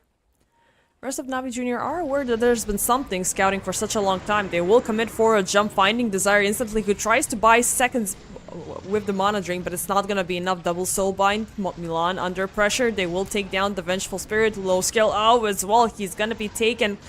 Vazia, last man standing, Copy entering the fight a little bit too late. Vazia barely survives this, and Copy right in the middle of everything. Oh, the Meepo is gonna lose life number 1. PMA still keeping up the chase. He's gonna burst through Vazia, and Copy takes away 2 Meepos away. He's gonna try to make a run for it. Well, doesn't really seem like it's gonna go anywhere. Pops the tower, tries to run off. Looking like, yeah, he has the stronger one, but oh, barely. No, it's Xbox. The spot's gonna take him back. Oh lord, it's gonna be a team wipe for Navi Jr. What a counterplay here. Holy. One by one. That was so nicely executed. I mean, they realized that for quite some time they've been, well, by they I mean Ninja Penguins have been chilling around in their jungle. And it was about time they were supposed to do something about it. And one by one they showed up. They picked up on 3, took them down, 2 more showed up. We're gonna take it down as well. Easy.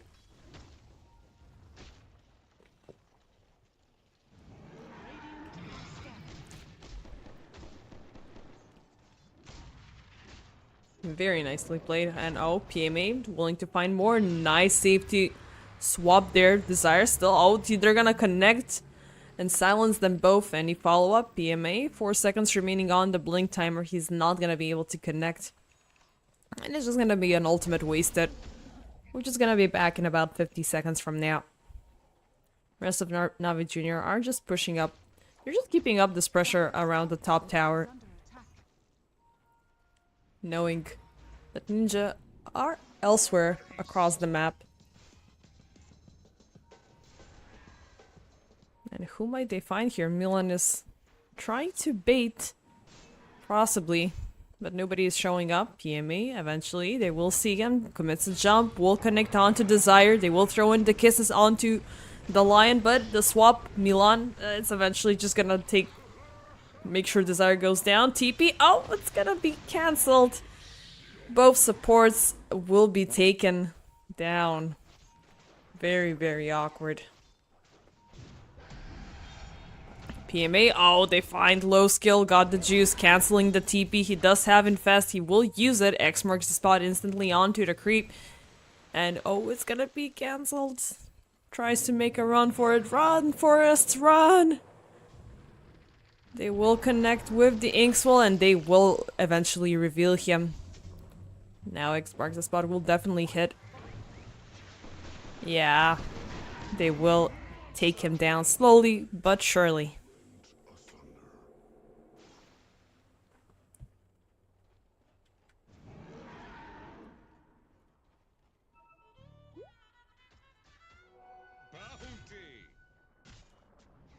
What a nice turn of events so far coming in from Navi Jr.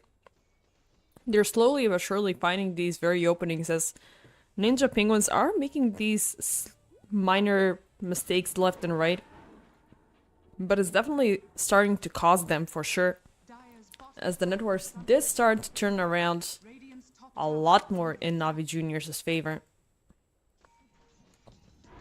And this Ursa is definitely becoming a very, very big menace. A halberd is definitely to be considered for him, or something of that sort. 28 minutes, Wisdom Rune. One going in the way of Penguins, the other one is still left unclaimed. And Navi Junior are just actively keeping up the pressure. Now they're changing to mid and bottom lane. And they could be on the lookout for some kills. They're not gonna find anybody with the scan, but they might see somebody. Yep, Copy. Oh, they're gonna miss with the stun, but Copy is gonna connect with the net still. With the Stampede, God the Juice will proceed to find Desire and take him down. Copy, another big kill on the horizon. Just gonna jump off, hide into the jungle, and TP back to safety. Not gonna be found. Rest of Ninja Penguins are just gonna focus around the bottom segments of the map.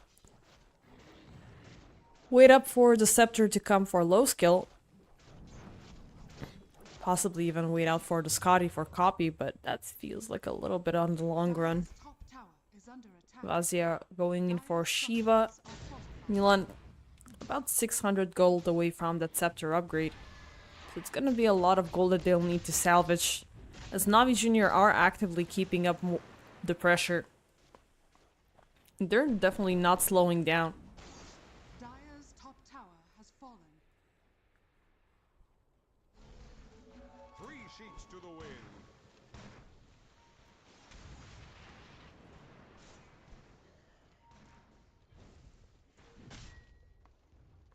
Radiant are scanning. Navi Junior, they know something is lurking in the jungle. But whatever it was, now it's gone still. They're gonna make sure, they're gonna give it a shot to see if they're gonna get lucky here. Pop a smoke, ready to go. Will they find someone? Could be low skill potentially here. Oh, they were eyeing on Vazia, but they're gonna actually find low skill instead, who pops the rage at the very best second. X marked the spot before the infest bomb. Nice save there from Vazia. Gonna make sure his buddy is alive and well.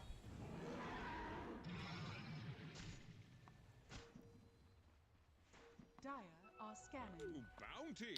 And once again, both sides are gonna be on the move. They're all ready to go. Stampede is gonna be ready in a couple of seconds, and the action has begun. Arena, he catches on to 3. Off goes the infest, but the damage output is not that great here. Ghost, they're gonna lock on to multiple. Oh, low skill's gonna be taken down first. Vazia tries to make it out alive, but God the Juice is actively keeping up the pressure. Copy makes a jump, tries to go on Conka, but no, it's looking pretty bad. Desire's just gonna get bursted down. Milan keeping up the pressure. No, just one by one they will go down. Meepo as well. Oh lord. What a turn of events. Navi Junior. This Ursa is getting out of control. Very, very nicely. I mean, I was feeling kind of fearful, and the Ursa was kind of falling apart at the very start of the game, but now he's got himself all together and he's just pressuring up, man. Insanely well punishing. Dire's middle tower is under attack. I mean, what else can I say here? They would go in for the last tier 2 and for the Tormentor as well. Which, as you can see, it goes down pretty freaking fast. A shard for God the Juice. So it's gonna be a minion range every single time there's a jump. 20 seconds remaining till the return of Meepo. And this is time that's gonna be used up by Navi Junior to go in for Roche, which definitely they can make a very, very fast jump out of. I mean, that's the power of the Ursa. Solo kill Roshan. Easily. Others don't really even need to bother. Like, Nico, you can just go and do something else. Or you're just here for the shard or something. No, he's just gonna take the banner or maybe. Yeah, no, Copy maybe was considering jumping through the gates, but no, that's a pretty bad idea. Especially now that Navi Jr. are all gonna go across that side.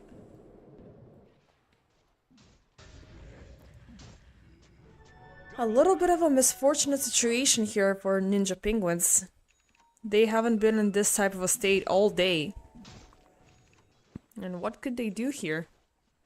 I mean, they are ganging up on items, which is fine, but they don't have any strong way of locking down onto the Ursa, who now has 2 lives instead of 1.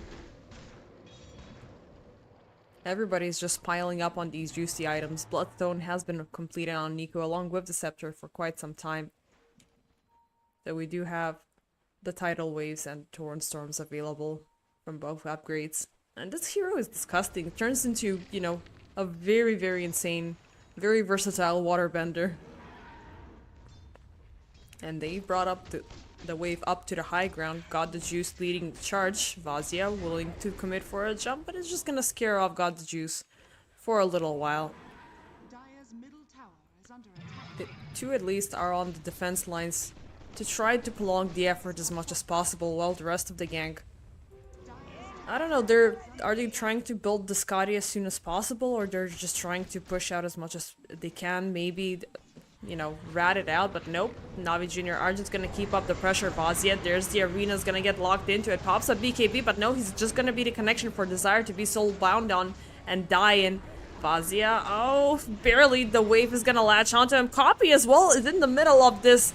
And the Meepo, oh, in a severely bad position. Is gonna get destroyed low skill as well. GG. Yep, will eventually be called up. And we are going to game 3, ladies and gentlemen. Navi Jr. They piled themselves up with a very juicy draft here. And yeah, they delivered an insanely good victory, not gonna lie. I was kind of feeling fearful that Ninja Penguins were gonna, you know, end this a little bit sooner than later, but I guess that was not the case. Navi Jr. did manage to find ways for themselves to farm up to make sure the Ursa is protected. And yeah, as you see, as the game progressed, he was a super punishing mean machine. And yeah, won them the game. With that, we have a score of 1-1, ladies and gentlemen. We're gonna take a small break and return with game 3. Don't go anywhere.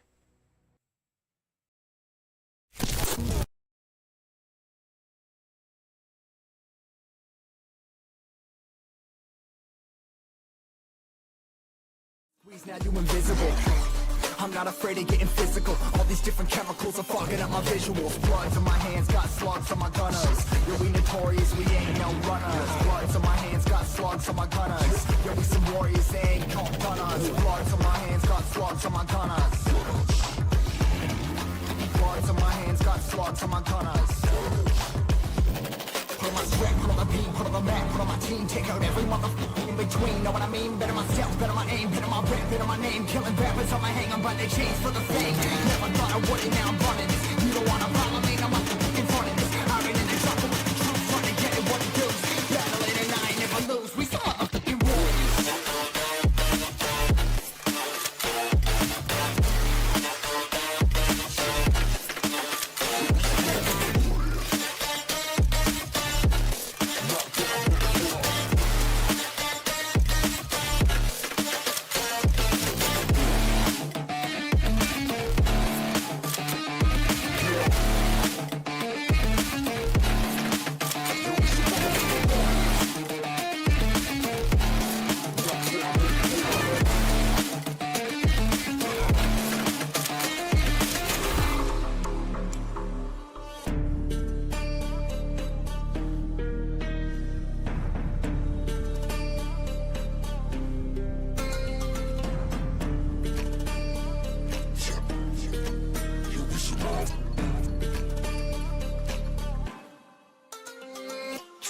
Cover the map and still ain't know where you can find me at. Journey through the mind of an insomniac. I ain't never sleep, staying ready, keep an eye out for the fakes. For the snakes, load a clip and I'ma pull it, something shakes. Never go to battle if you plan to lose. Life a game of chess, you gotta plan the moves. Middle fingers up, I'm not a fan of rules. Fighting for the right to live in peace and not like animals. Bloods in my hands, got swords in my gunners. You'll be notorious, we ain't no runners. Bloods in my hands, got swords in my gunners. These warriors, they ain't no gunners. Bloods in my hands, got swords in my gunners. Bloods in my hands, got swords in my gunners. Put on my strap, put on my beam, put on the map, put on my team. Take out every motherfucker in between. Know what I mean? Better myself, better my aim, better my rep, better my name. Killing rappers on my hang, I'm by their chains for the fame. Never thought I would it, now I'm running this. You don't wanna follow me, no motherfucker running this. Iron in the trucker with the truth, trying to get it what it does. Battle it and I ain't never lose. We some motherfucking warriors.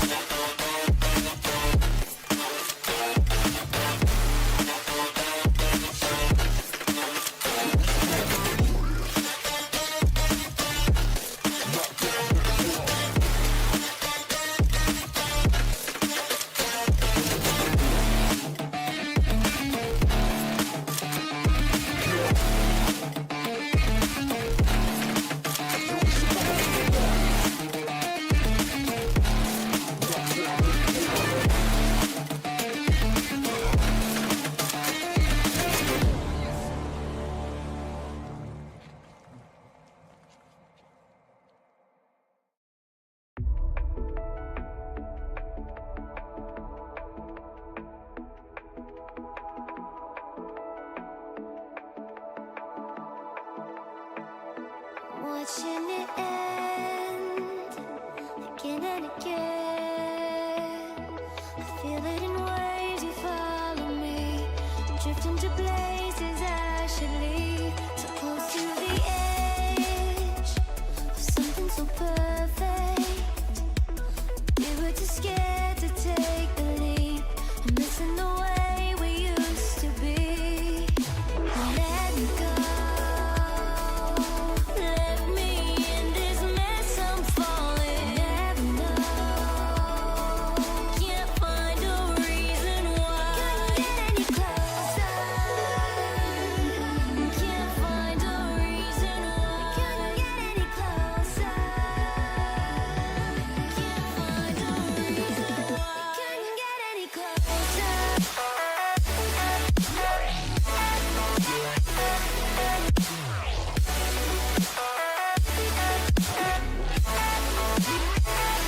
Couldn't get any closer.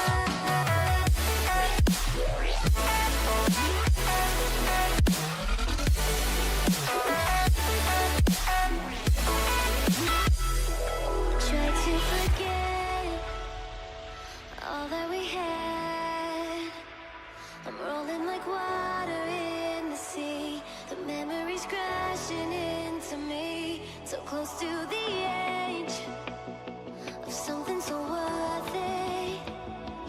You had the world right at your feet. It almost is all we'll ever be.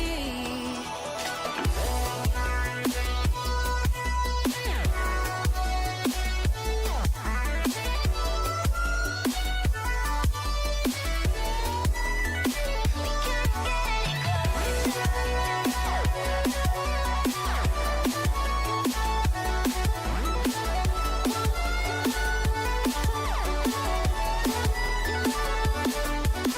Let me go. Left me in this mess I'm falling. Never know. Can't find a reason why. Couldn't get any closer. Can't find a reason why. Couldn't get any closer. Can't find a reason why.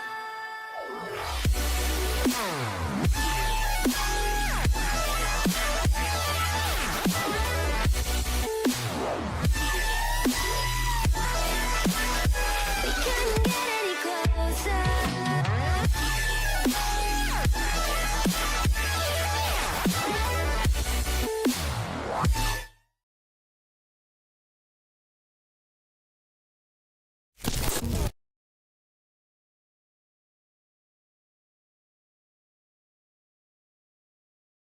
5 seconds remaining. Dire team ban.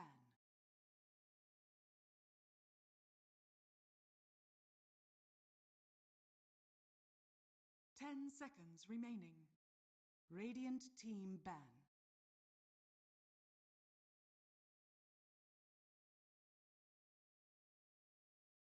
Ten seconds remaining.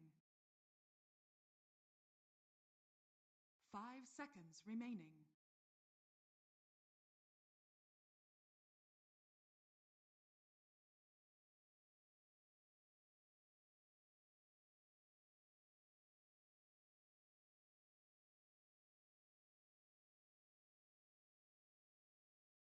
Radiant Dire team pick.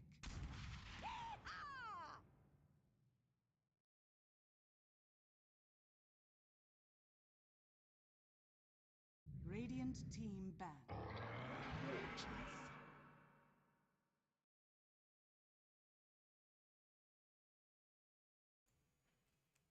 And game 3, my bad, is upon us, ladies and gentlemen. Navi Jr. versus Ninja Penguins. 10 seconds remaining. Already opening up with Ninja Penguins with the Center of War Runner. We're not going to be seeing Amiibo once more this time. Dire team ban. Because yeah, it was a solid choice, well, until it wasn't. The Ursa was just, well, way too strong for this hero to compare with.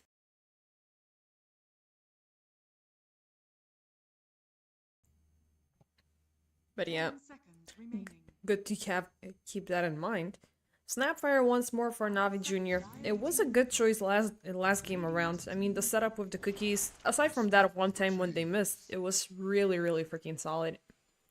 But once more, Ninja Penguins are gonna be using this opportunity to pick up the Nature's Prophet, as it does allow them to go in for a playstyle they've been using up for throughout the most of the day, and that's just being Omega aggressive during the laning stage. And for sure, this hero enables that scenario to happen. IO is still available for Navi Jr., which could be an interesting choice to have if they want to, have a hero to taxi around the map as much as possible. But they're gonna opt in for Timbersaw as well instead, which is a solid choice. I mean, this guy has been super banned out, very annoying to deal with, 10 and of seconds course, remaining. pure damage dealing. Dire team pick. And it's gonna get complemented with the Vengeful Spirit, something that we saw earlier on the side of Ninja Penguins, but unfortunately it didn't turn out that well for the setup that I was hoping for. 10 seconds remaining. 5 seconds remaining. Dire team pick. Oh, very interesting choice here with the Rubik. Yeah, I mean, we've spoken about Rubiks multiple times. They do enable a lot of safe play during the laning stage, and there's a very juicy ultimate that he can eye out on, that being the Mortimer's Kisses, also the swap here. So that, I mean, you always have, the ability to steal spells with Rubik, but he's definitely thriving with these long-range, super strong ultimates, which they're not a lot to choose from, actually. He wants to get them and then be at a very, very big proximity to use them. Otherwise, it's just gonna backfire most of the time. Even though I've seen instances where Rubik's Steel pulverizes and things like that, it's just always hilarious to watch.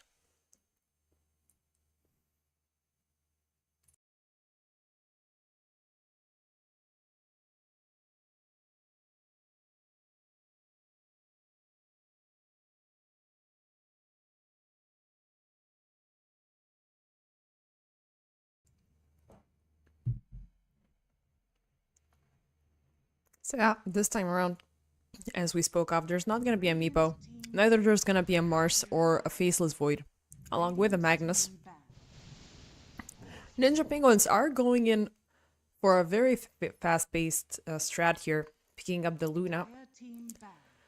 And already looking at the fact that on the other side you do have a Morphling, you really need to be fast with Ninja Penguins, because if you miss out the open window where Luna is good and she can be effective, if you lose that one, it's gonna be Morphling's time to shine, and he's basically gonna burst through the Luna like she's made out of nothing.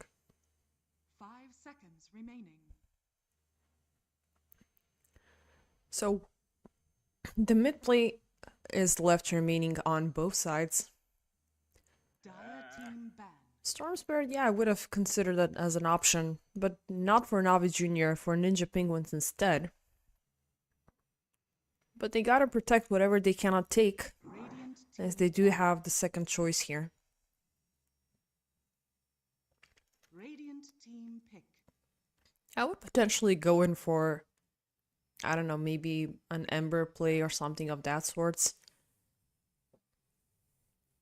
Maybe even Zeus, to add another layer of global presence. 10 seconds remaining.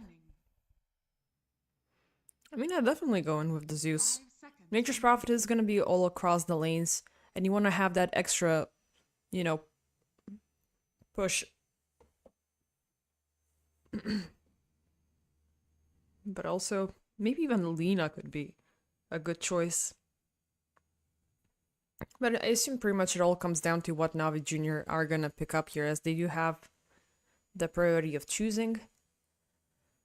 As for them, well, Dire team pick. there's not going to be a Magnus available. They're going to go with Marcy instead.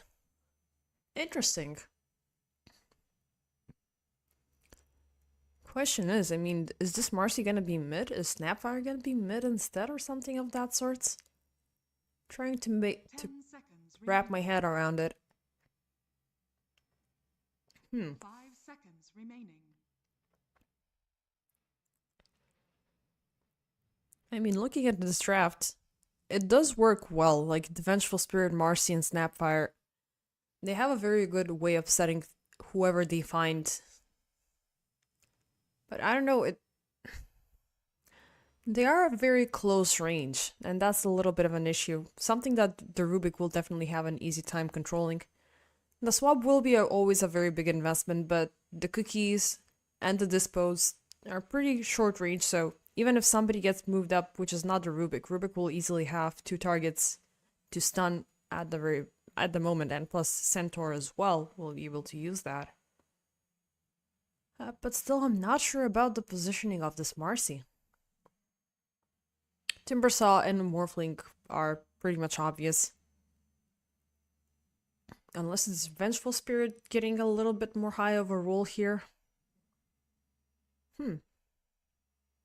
I'm confused. But Ninja Penguins did take a lot of time to consider the final choice themselves. And they're gonna go in with the Queen of Pain. A lot of damage burst, which is super nice.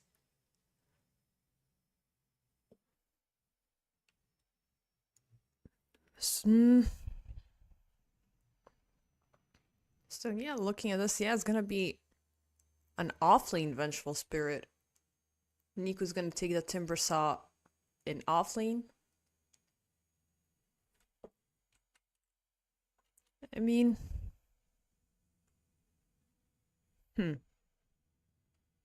Niku safe, Niku mid lane, by the way.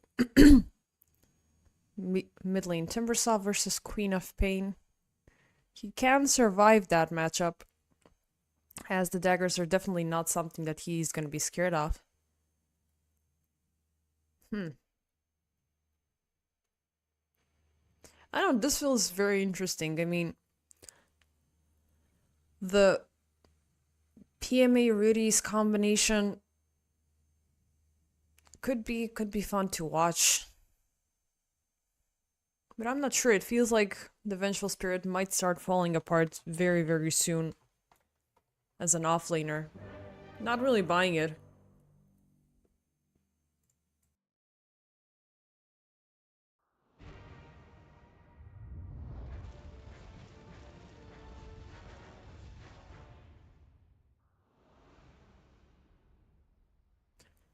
With the picks being settled, we are ready to begin with the final game for today.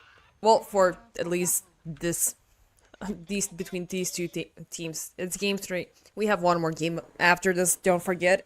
It's gonna be Tickles versus KZ. Good luck. No pause, please. Yes, thank you.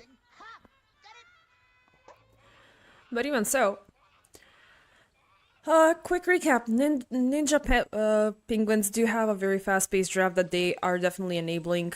Navi Jr. do have a little bit more of a longevity, but it's all about the positioning. But they do find a very early kill, and that is Desire, who has been left all by himself. A very, very nice team effort to take down the Rubik. But as soon as the laning stage starts off, it does feel like it's gonna be two pretty squishy lanes to deal with. One will be a dual range lane, which is gonna be fine. But even so, it does feel like a strong rotating draft that Ninja Penguins have here will not be able to survive that well. Mid lane is looking pretty fine. Nico will be able to survive versus the Queen of Pain, but I don't think that the other lanes will thrive that much. Down bottom, Milan, nice steal of the bounty rune here. It's gonna make sure that his team gets 3. And they're gonna chill out a little bit more around this bottom lane, maybe in the hopes of catching Riddies here. Vazia closing in. He is getting in range, but no, he's eventually gonna give it up and just do a little bit of a body block. Desire finds God the Juice, throws a couple of punches onto Morphling. And that's it. Nature's Prophet is gonna rotate back into the top lane. And it's gonna be pretty chill. So yeah, I guess up top it's the Marcy Vengeful Spirit combo, which, yeah, I guess, I mean, it does have a very strong lockdown potential. You can stun, dispose, and stuff like that, but you don't really have too much to work with at the very start. Yeah, they dealt a lot of damage. It's Luna that you're working with here, so it's not a super durable carry, so it's not an issue. But even so, a little bit of a misposition,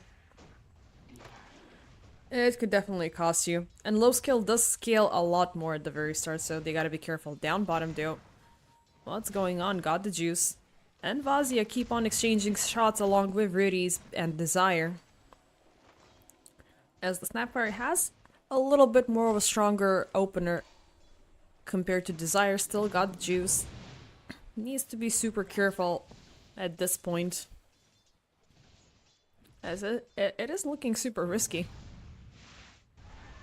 Up top, Milan. Oh, it's super close to be within range.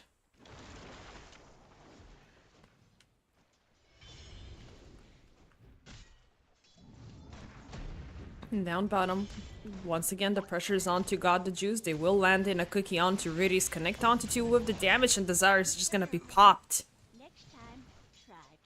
Nice play coming in from Navi Jr., already claiming 2 kills so far into the game. Mid lane, things are not looking that splendid for Copy either. He is doing his best to throw as much damage as he can onto Nico, but at least 1 level onto reactive armor, it's already doing wonders for this hero. And he just needs to get close in proximity, throwing the Whirling Death, and just be Omega annoying, as we can see.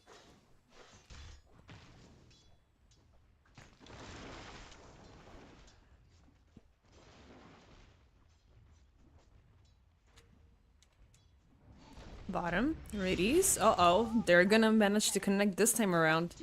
And he will go down as a first victim for Ninja Penguins. And finally this combo is starting to kick off. You have the Fade Bolt, you have the Telekinesis. You can easily land it into the double edge with the Hoof Stomp. Up top, Daze misses out on an opportunity to jump in onto low skill, but they're still keeping up the pressure onto PMAs as much as they can. It's gonna be a lot of damage being thrown onto the dual range offlane combination.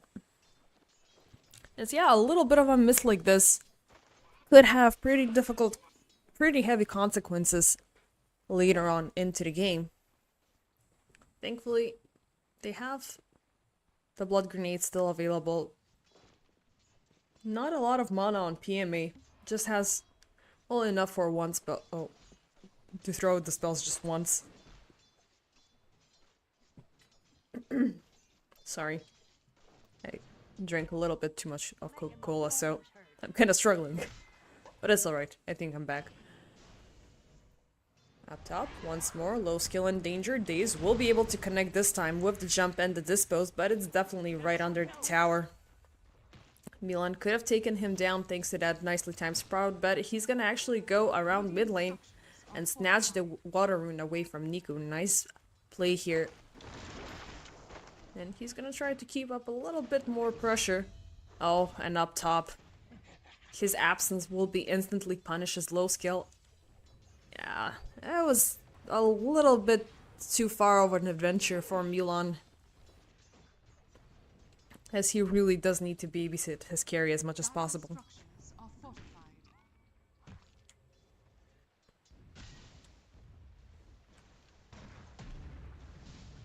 Down bottom, Vazia once more connects onto two. Riris is gonna commit for a jump force, but it's just gonna be a lot of exchange of firepower, a lot of exchange of spells.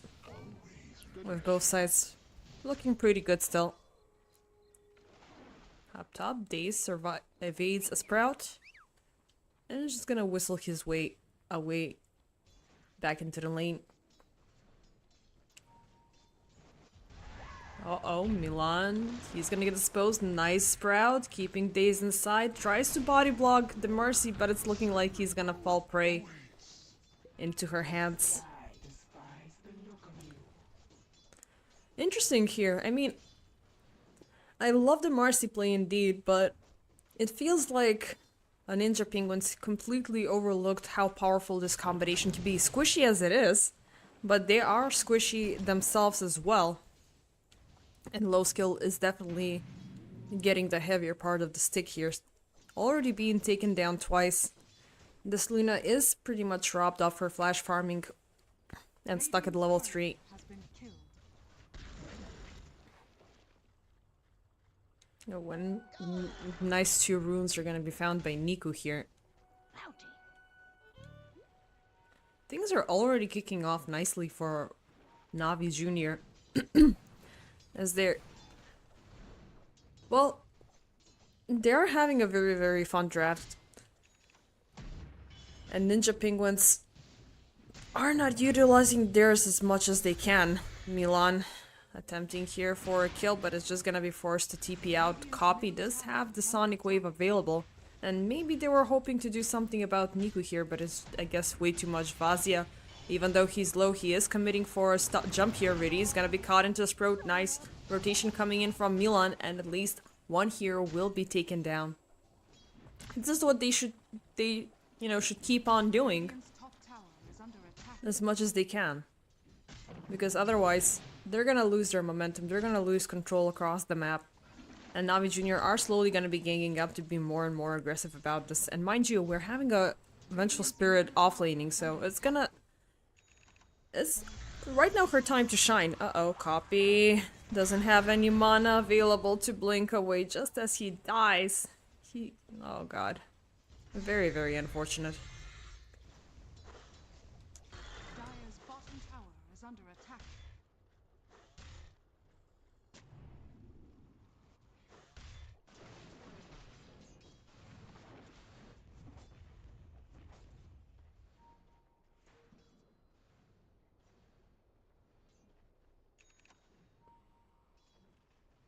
And once more, Navi Jr.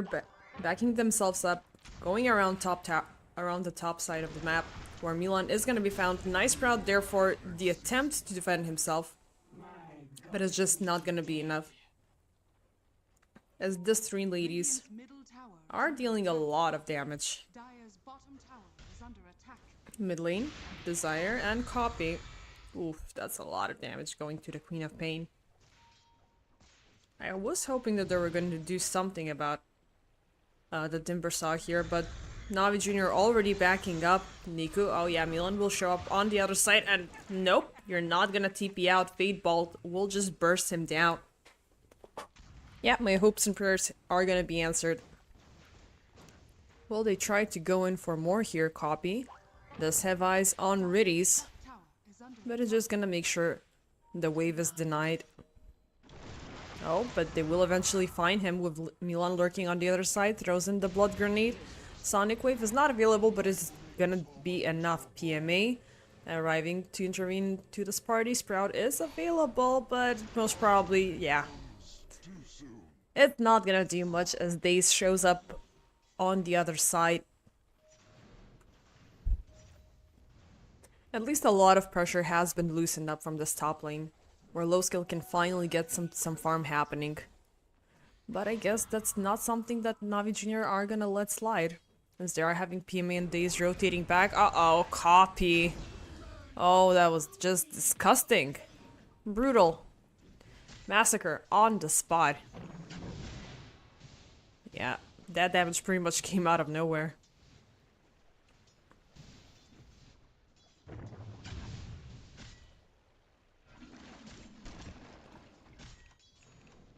This Vengeful is really having the time of her life.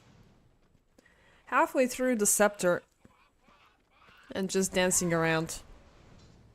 What a play. I mean, I didn't believe it because it's not your, you know, classical offlaner, but I guess that was the case. And they worked out a very, very nice synergy with Marcy. Dire's top tower is under attack.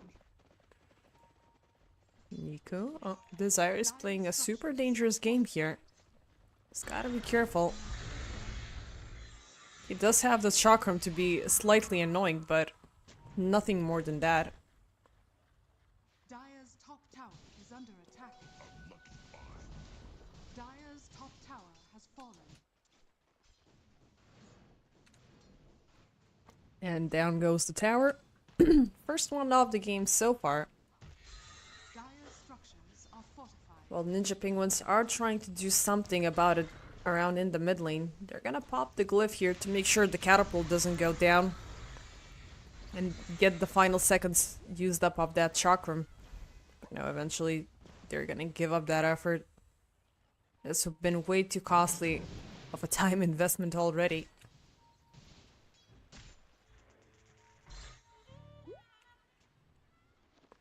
And maybe it's time to get on the move up top. It's been quite some time since they last bullied low skill.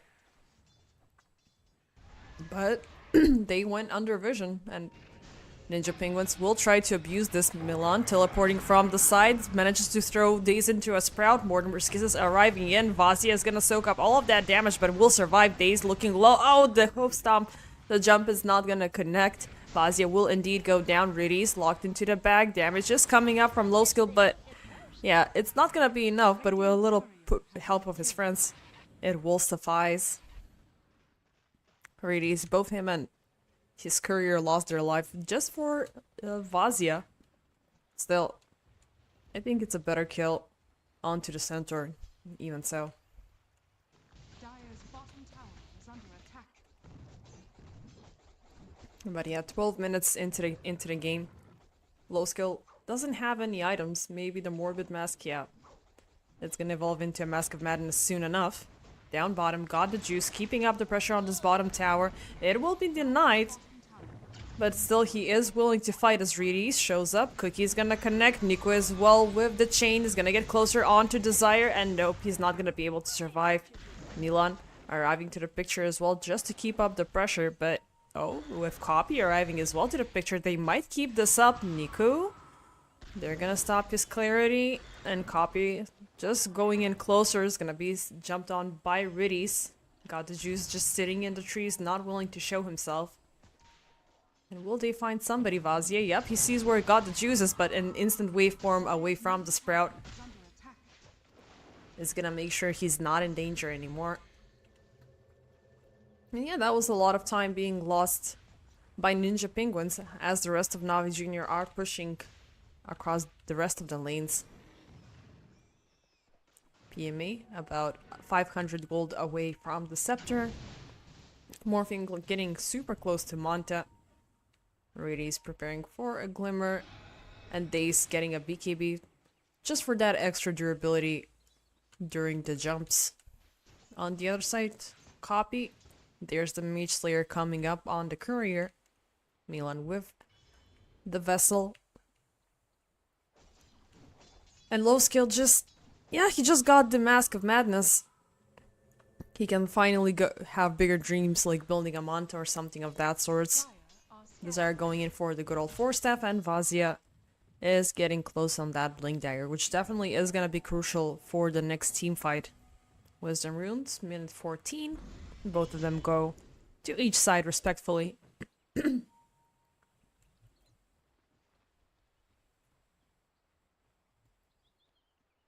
And yeah, we're back into a standstill.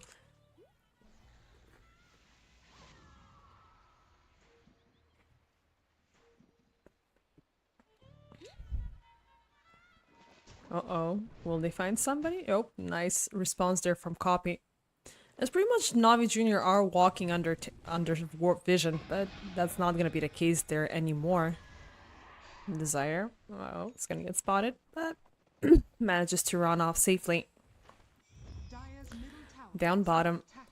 A 3-man smoke will go in the way of God the Juice. It does feel like a very good opportunity here. Dire's middle tower has fallen. They do have a chance to get him. Eyes on him. There's the jump. Vazia instantly going. He's stunned. Manages to waveform away. Stampede's gonna be used up. Gets locked into the Sprout. Cookie's gonna push him forward. Daze jumping in. Only gonna connect on to Desire. Attempts for a couple of punches. Milan. Oh, he's gonna get exposed. TP's gonna get cancelled out. Mortimer's Kiss is flying in onto Desire. Niku there for the final cut. 2 supports are gonna be taken down. Navi Jr. once more with an insanely good response, and oh, God the Juice, eventually he will find God the Juice. Insta snipes him on the spot. Nice plays from Copyra.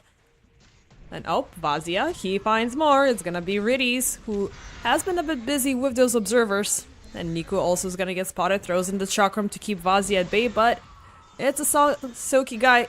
He can take it. Still, they are keeping up the pressure. Niku, though, running pretty low on mana.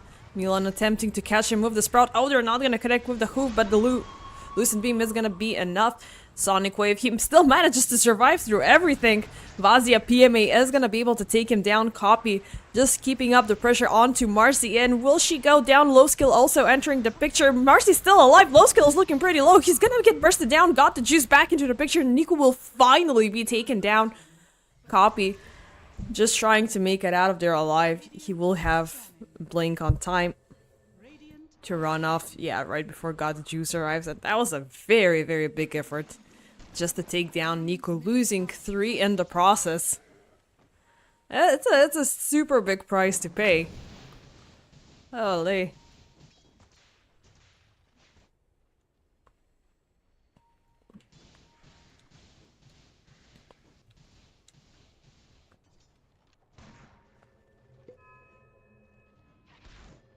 I mean, it was a decent attempt there, from Ninja Penguins, but they didn't manage to chain stun the Morphling long enough so they can take him down for that first time. With him escaping, that was pretty much enough time for Navi Jr. to show up and clean house. I mean, Copy eventually did manage to get the kill, but still, death timers are low. Morphling got the Juice, was able to reset, come back into the picture. And did he get a kill? Yeah, he did get Low Skill, which is super big. Low Skill still suffering. Is picking up the pace though, so finally, thanks to those level 4 passives popping up, he can finally do his flash farming, which is gonna bring him to Manta. But even so, the power output of this Morphling is just way too much when compared to Luna. And Navi Jr. going in for the deep dive there. Nice deep observer ward placed by Daze. And they see where Desire is. Going instantly onto the Rubik. They're just gonna delete him on the spot. And Penguins are just gonna scatter away from that bottom triangle. Even though Low Skill needs to be super careful not to show his face here. As Him Bade taken down for yet another time. Could be devastating. Yep, he was gonna get spotted by cutting the lane. You really need to make a run for it. Yeah, good idea. Very good idea.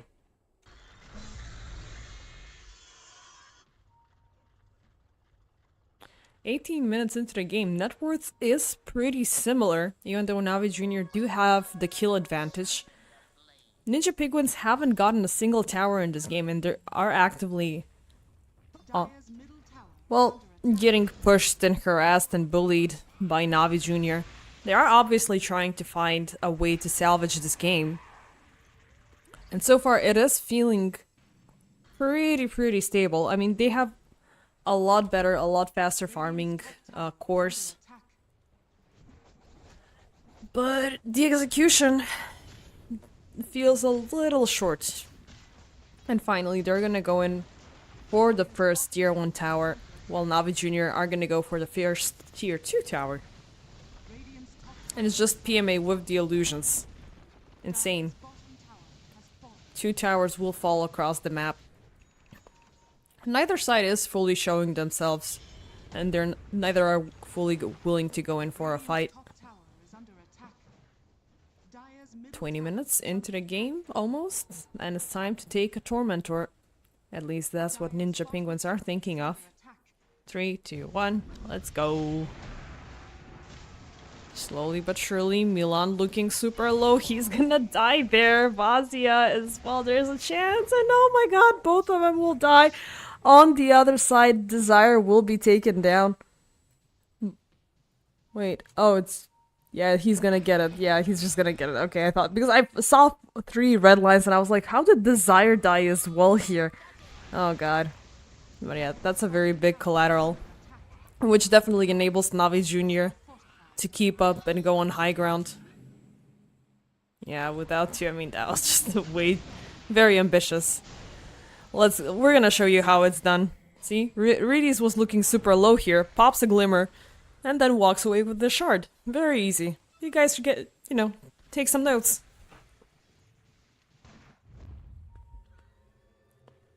But yeah, I guess Ninja Penguins are not feeling like they're gonna laugh about this. Popping a 3-man smoke. Willing to try to intercept Navi Jr. probably on their way to the Roche, but they're ready. They've set up a trap. Vazia insta-jumping onto God the Juice. There's the Stampede copy, finding a nice angle for the Sonic Wave. PMA dies for the first time. And Mortimer's Kiss is flying in. They're not gonna melt through anybody. Milan is gonna be... will find Riddies, but he will risk his life in the process. 2 for 1 so far in the favor of Ninja Penguins, but still God the Juice is yearning for more. He's gonna find low skill, farming the ancient stacks, but not really willing to fully engage him. And Ninja Penguins are gonna call it. They've lost 1, taken 2 in return, but they're definitely not willing to mess around and find out.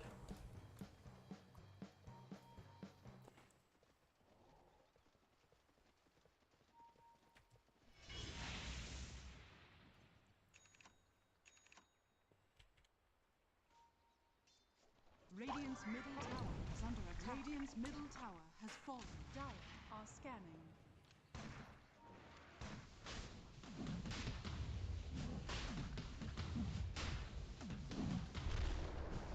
And it's time for Roche. Slowly but surely, Daze PMA and God the Juice will be able to take him down. Up on top though, it's Copy yearning to find some kills, but he's gonna be found by PMA. Oh, makes it out alive barely. Daze always gonna close in. They don't see where he is. Nice Invis rune used there. Holy. If only they knew. Top tower is under attack. But yeah, it was kind of unfortunate. Daze literally TP'd right on top of him. Radiant's bottom tower is under attack.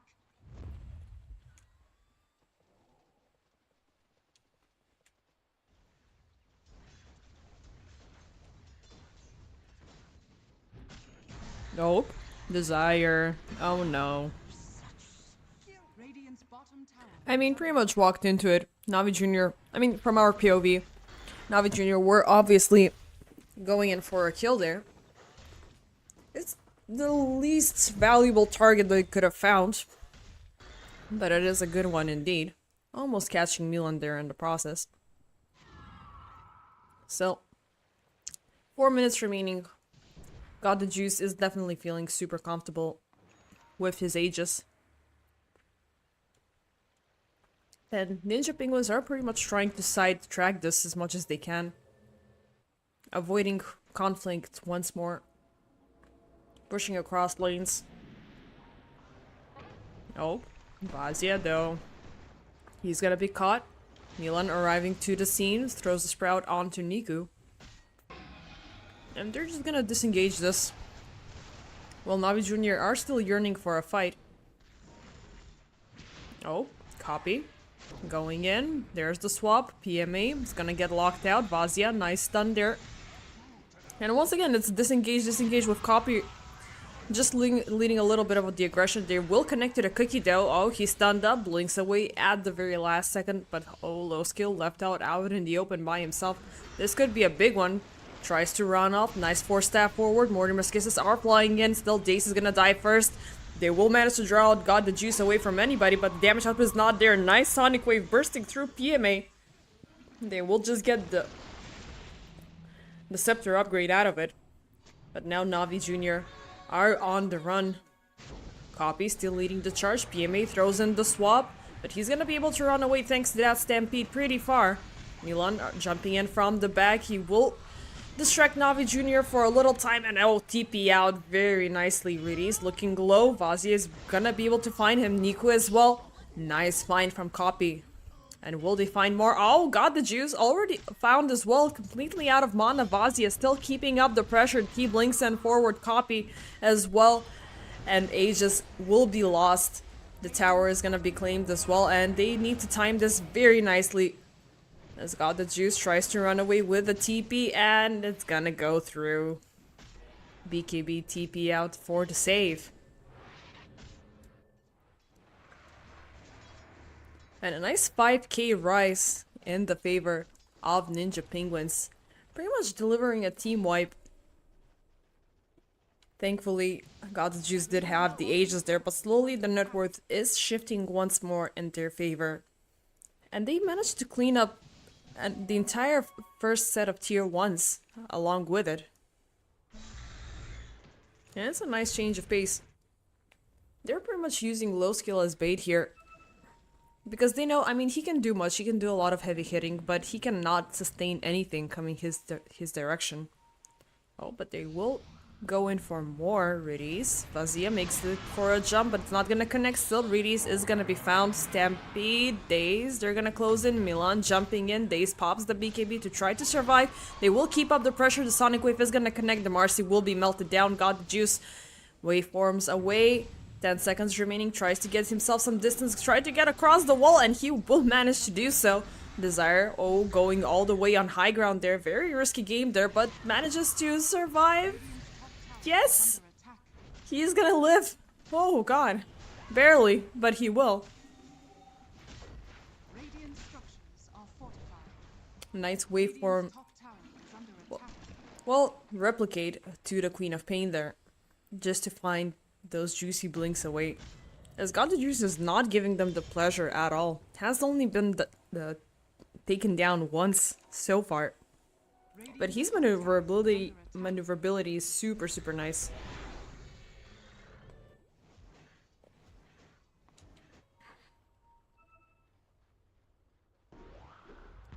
And now Navi Jr. They want to get a little bit of a taste of action. I'm gonna go in for an invasion of this bottom triangle where they can potentially find Copy, who just finishes off the golem from the ancient camp. And yeah, he's gonna jump away at the right moment. Radiant's top tower is under attack. Dire's Oh, courier but has could they been find him here? Uh-oh, PMA. Oh, so freaking close. Doesn't even see him for the swap. Does he have range though? Yep, he does. Pretty decent range, all the way from level 2. But yeah, that was a lot of wasted time for Navi Jr. there. While Luna is just flash farming her heart out.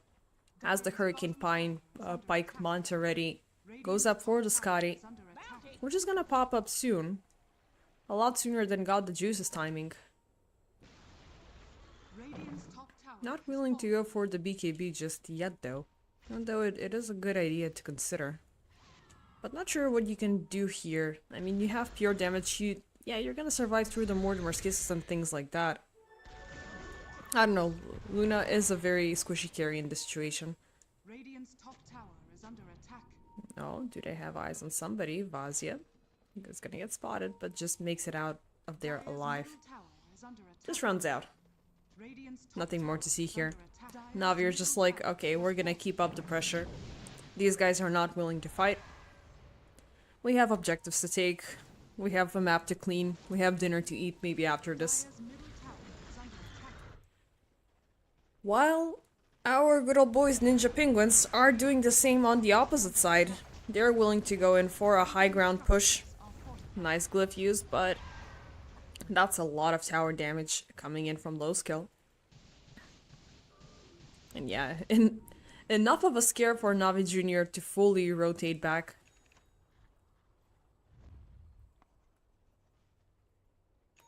Radiant are scanning.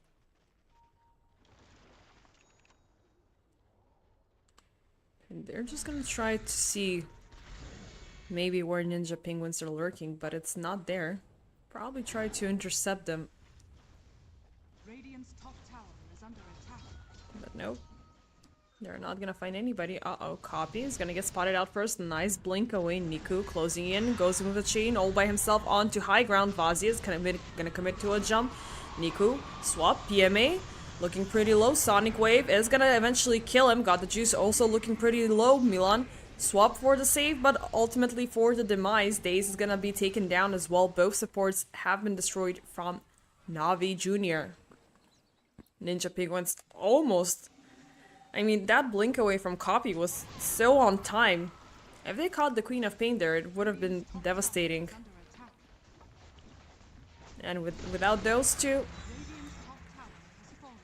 Ninja Penguins are gonna go for the high ground offense, taking a set of barracks easily, and maybe go in for a little bit more of a mid push. At least now they have one lane available on high ground. They can see what's going on completely on the side of Navi Jr. Radiant's middle tower has fallen. And oh, Desire, Vazia commits for a jump, gets onto Got the Juice once more. Mortimer's is flying in, nice glimmer used, but will it be enough for the save? Answer is no. Daze is gonna find him thanks to that dust. And Got the Juice still keeping up the pressure, wants to go on to Copy, last second blink for the win, low skill. Oh, he's gonna use the Hurricane Pike to force himself up on high ground as well. Nice disengage from Ninja Penguins once more. They're gonna give away Desire, but I guess it's a small price to pay.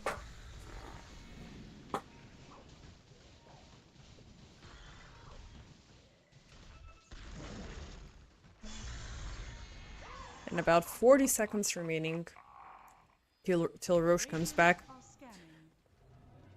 Explains why both sides are feeling a little bit reserved when it comes down to their big ultimates, but I mean, at least from the side of Navi Jr., let's just say, even though they did throw in their kisses, yeah, for the last team fight. So it's gonna be about 50 seconds remaining. Both sides ganging up. There's the smoke for Ninja Penguins, and they're gonna slowly go into the Roche pit. Navi Jr. already there, waiting for the jump. And who will they find first? PMA? Oh, they pop the smoke. There's the jump. Vazia instantly will find two targets. Sonic Wave is just gonna burst through PMA and his illusion like nothing. Daze got the juice. Will follow right after. Niku makes it out of there alive. Radies still have eyes on him. Nice cookie use from the Rubik. And that's 4 targets taken care of so super fast. And of course you do have the chance to take the Roshan here as an additional, you know, compliments from the map. But no, Ninja Penguins are just gonna keep up with the offense, keep up with the push as much as they can. As I mean, this is what the Luna does. Just keep on pushing, keep on being aggressive, throw as much damage as you can. But they're gonna give it up eventually. Okay, they just wanted a tier 2 tower to have a little bit more of a lane control. I'm gonna go for Roche anyways. And this is a very interesting play. The Glass Canyon.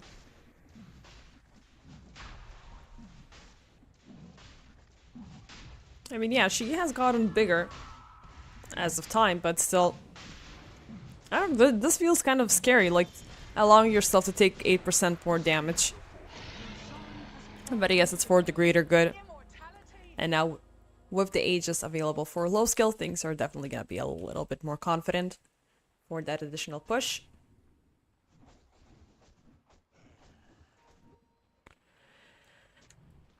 And what can Na'Vi do here? They are pretty much base bound. They are still looking pretty strong. But I don't know. Like, they can pop in a smoke once again. Maybe go in for an outside adventure in hopes to find somebody to take down and prolong Ninja Penguin's siege for a little later. Or it could be the other way around. I don't know. Ninja Penguins are pretty much closing in from all lanes. They do know that the Tormentor has been killed recently, so let's go and check that out. Yep, we will find somebody. That somebody is Riddies. 45 seconds away. Cooldown buyback is available. Milan just carrying off. Got the juice for a little while. And with that, one lane has completely been pushed back. Maybe they can just go in for more pop, a couple of mountain illusions to keep up the high ground vision. But the Chakram is just very nicely deleting through that lane. But yeah, even so, they will commit. Low skill. Has 3 minutes remaining on the Aegis, so he is gonna use every second he has. He's gonna get swapped out though, right by PMA. Oh, the Sonic Wave though, once more is gonna connect to multiple, but still Dace. Oh, eventually he's gonna get bursted down by Milan. PMA dies.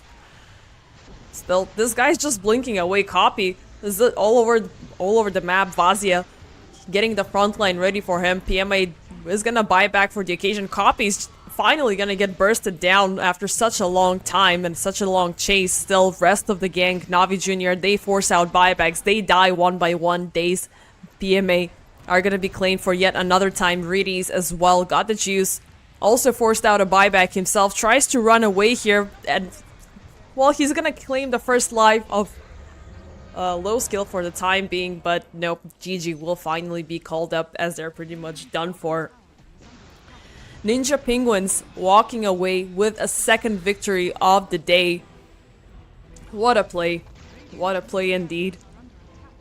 I mean, what else can we say? It was a very interesting back and forth game where Na'Vi Jr. did have a very, very good advantage, but Ninja Penguins worked a way around their biggest weakness, that being... I mean, I'm still freaking convinced that it was the Luna, because she's super squishy and always very easy to deal with, but if unanswered, she's gonna do a lot of heavy hitting, and you're pretty much done. And Ninja Penguins pretty much solidified their position around that weak point, and they delivered an amazing Game 3. So yeah, that's it for this chapter. We're going in on about a 30-minute break, ladies and gentlemen, and we will continue with the last match for today. That being KZ versus Team Tickles, so don't go anywhere. See you soon.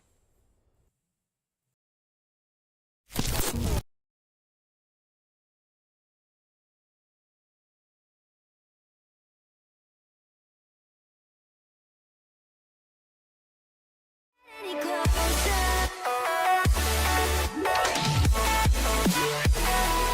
Can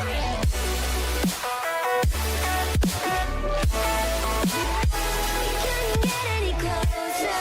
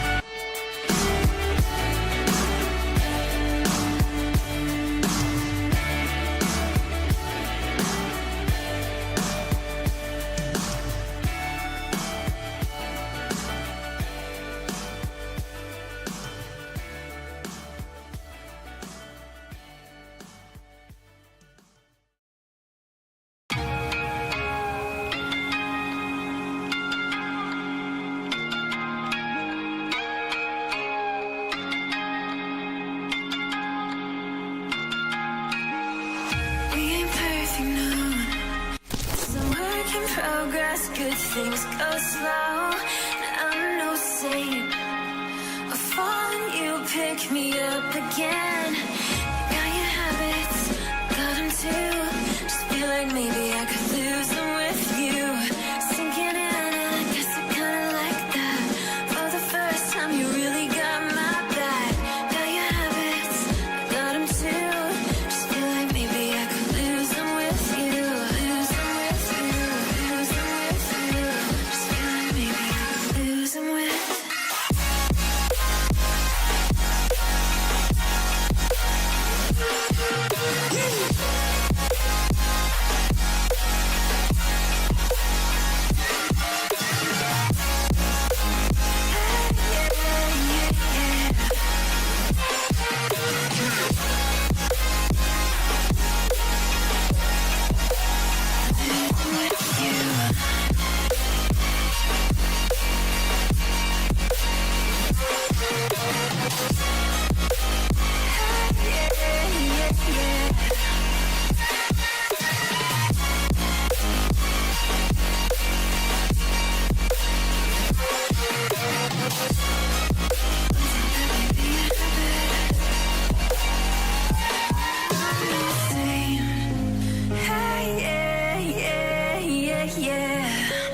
I'm no saint. Hey, yeah, yeah, yeah, yeah. I'm no saint. Day, day, day, day, day, day. I'm no saint. Day, day, day, day, day, day. I'm no saint. Day, day, day, day, day, day. I'm no saint. Losing with you.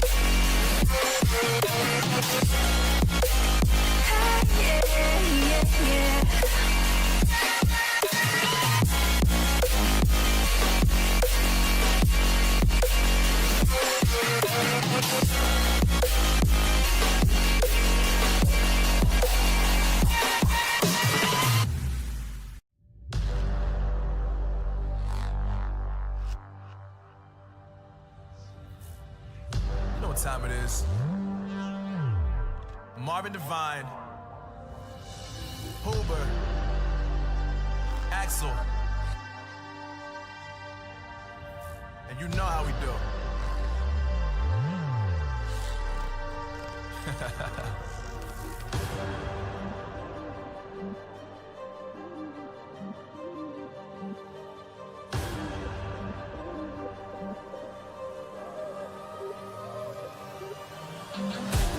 Yeah, I got the juice, yeah, I got the juice. Whip game cool, make them look like cool. Always play it cool, that's the biggest rule. Fuck it, what they doing, keep on doing.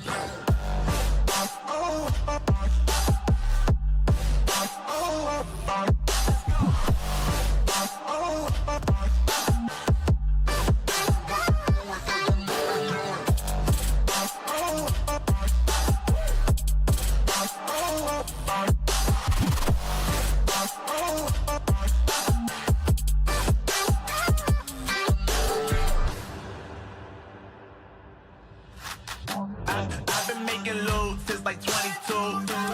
Ask me how I made it right here in the booth. I'm always pursued cause of what I pursue. That's greatness, yeah, I gotta make it, I got things to lose. Boy, just wanna get in my crew, but you can't get in my crew. Me, XL, and Huber, way too fireball. When this joint drop, better call the troops. And when you hear the drop, better raise the roof. Better raise the roof. You already know what happens when we link up. Let's go. Yeah, I got the juice. Yeah, I got the juice. Big game cool, make them look like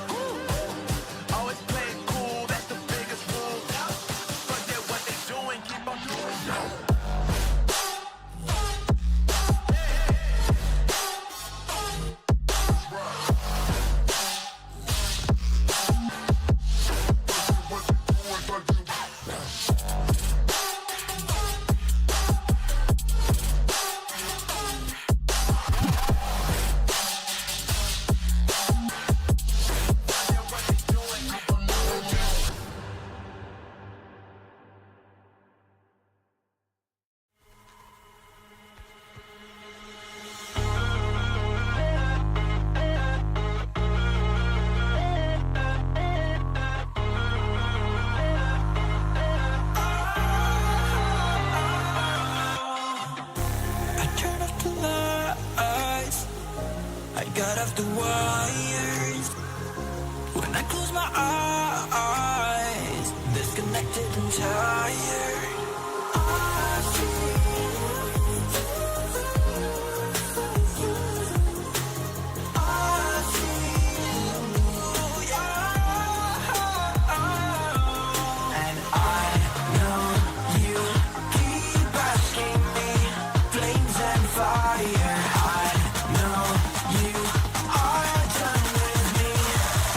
just fired.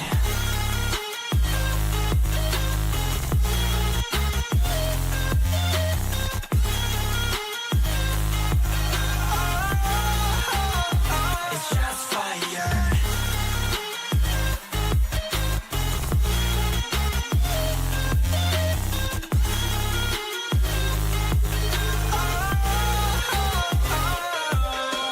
I was wrong, but I made it right. You came begging day and night. I don't wanna hit the bottom, don't go out of your state of mind. I've been counting 1 to 10. I'll be back when you be dim.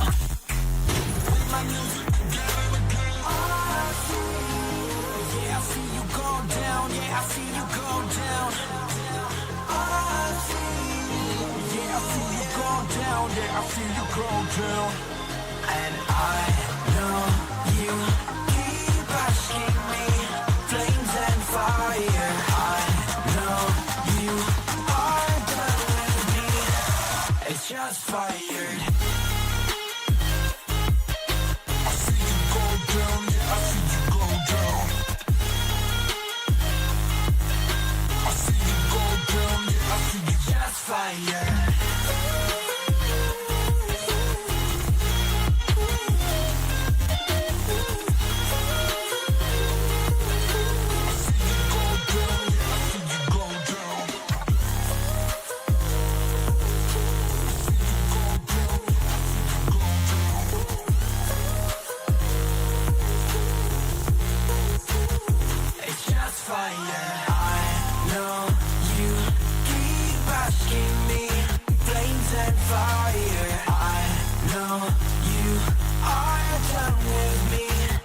It's just fired.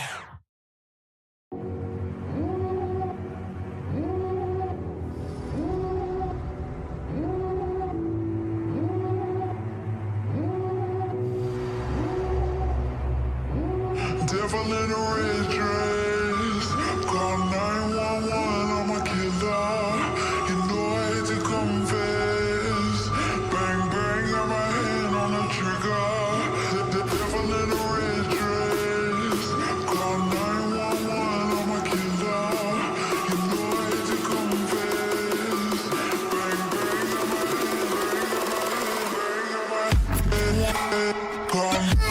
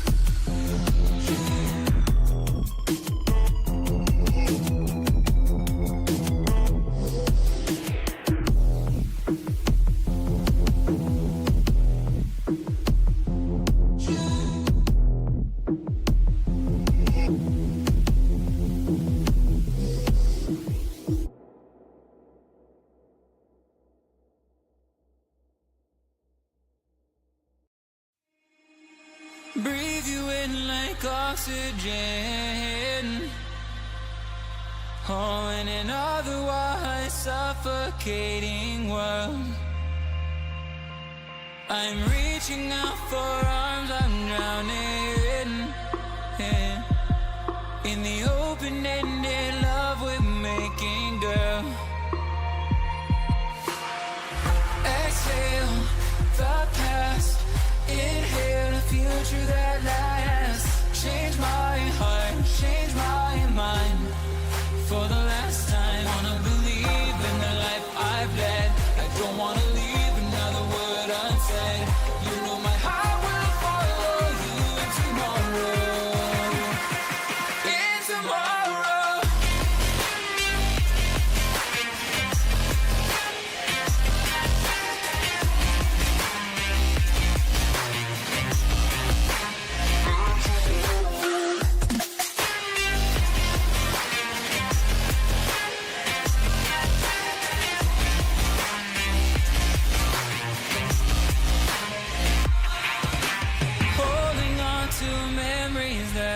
Shared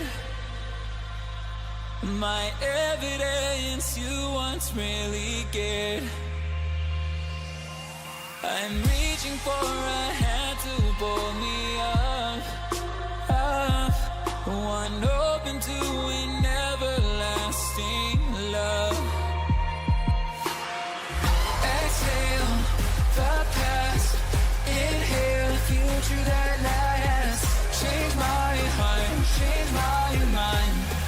For the last time, wanna believe in the life I've led. I don't wanna leave another word unsaid.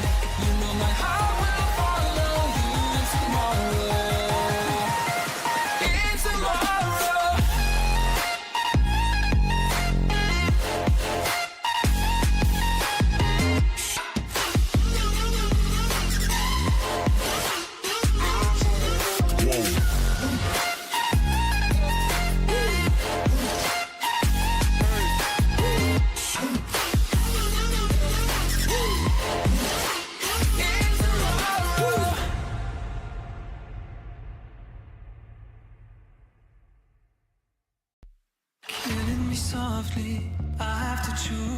Should I leave or should I stay with you?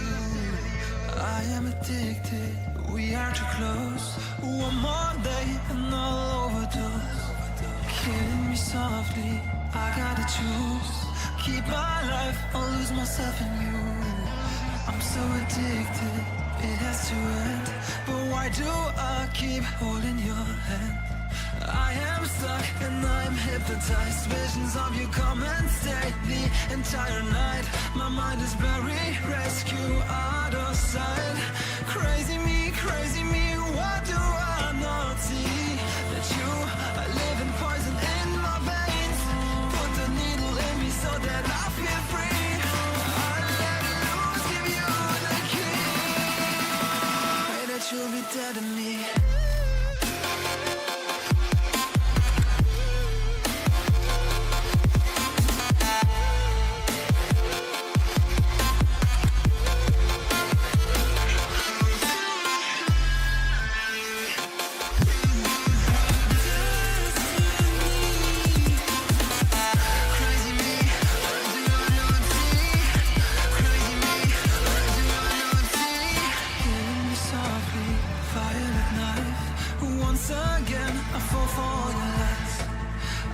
Ashamed, just as my destiny. Crazy me, what do I not see? That you are living poison in my veins. Put the needle in me so that I feel free. I let it loose, give you the key. Pray that you'll be dead to me.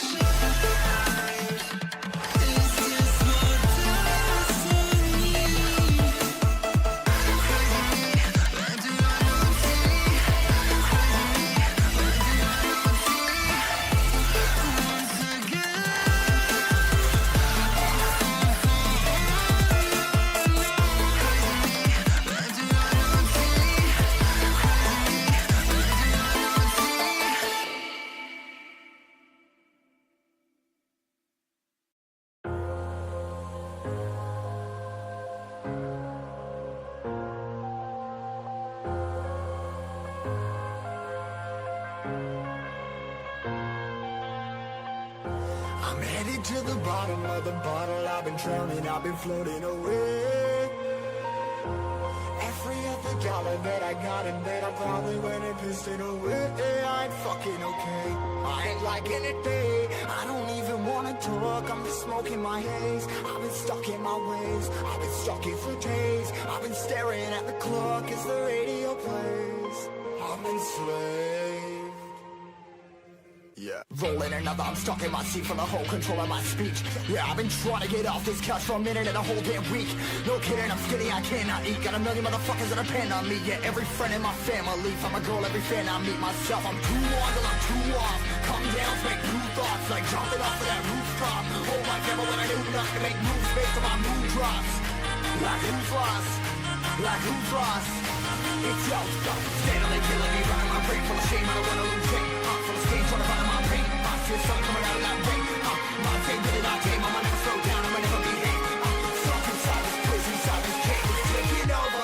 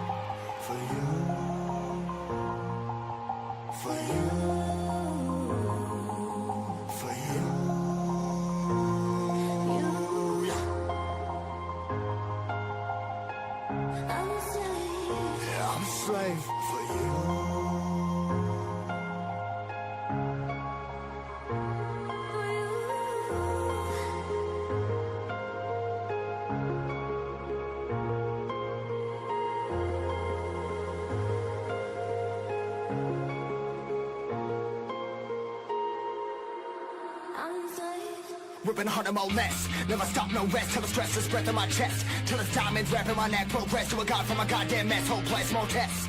More blessed. Dug deep down, trying to find my best. Find a beast, had a killer conquest. I'm next. I'm too on till I'm too off. Come down, make new thoughts. Like jumping off of that rooftop. Hold like never when I do nothing. Make moves based on my mood drops. Like who's lost? Like who's lost? It's yours, steadily killing me, running my brain full of shame. I don't wanna lose weight. I'm full of stage, trying to find my pain. I see something coming out of that rain. My game, really my game. I'ma never slow down, I'ma never behave. I'm stuck inside this prison, inside this cage. It's taking over.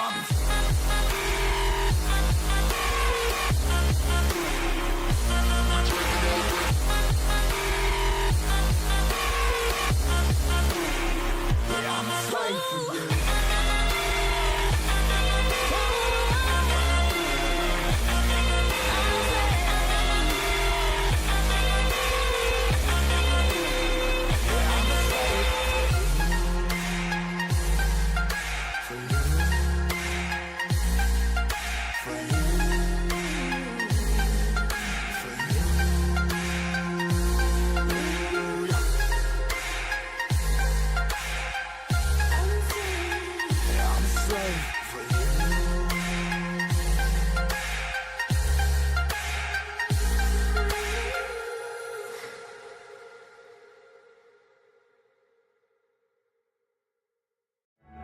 Burning bridges to the ground. So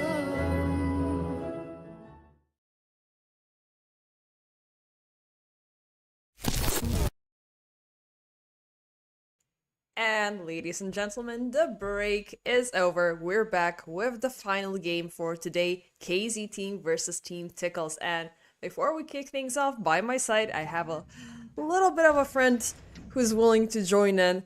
By my side, the one and only Joe XD Try. Welcome back, dude.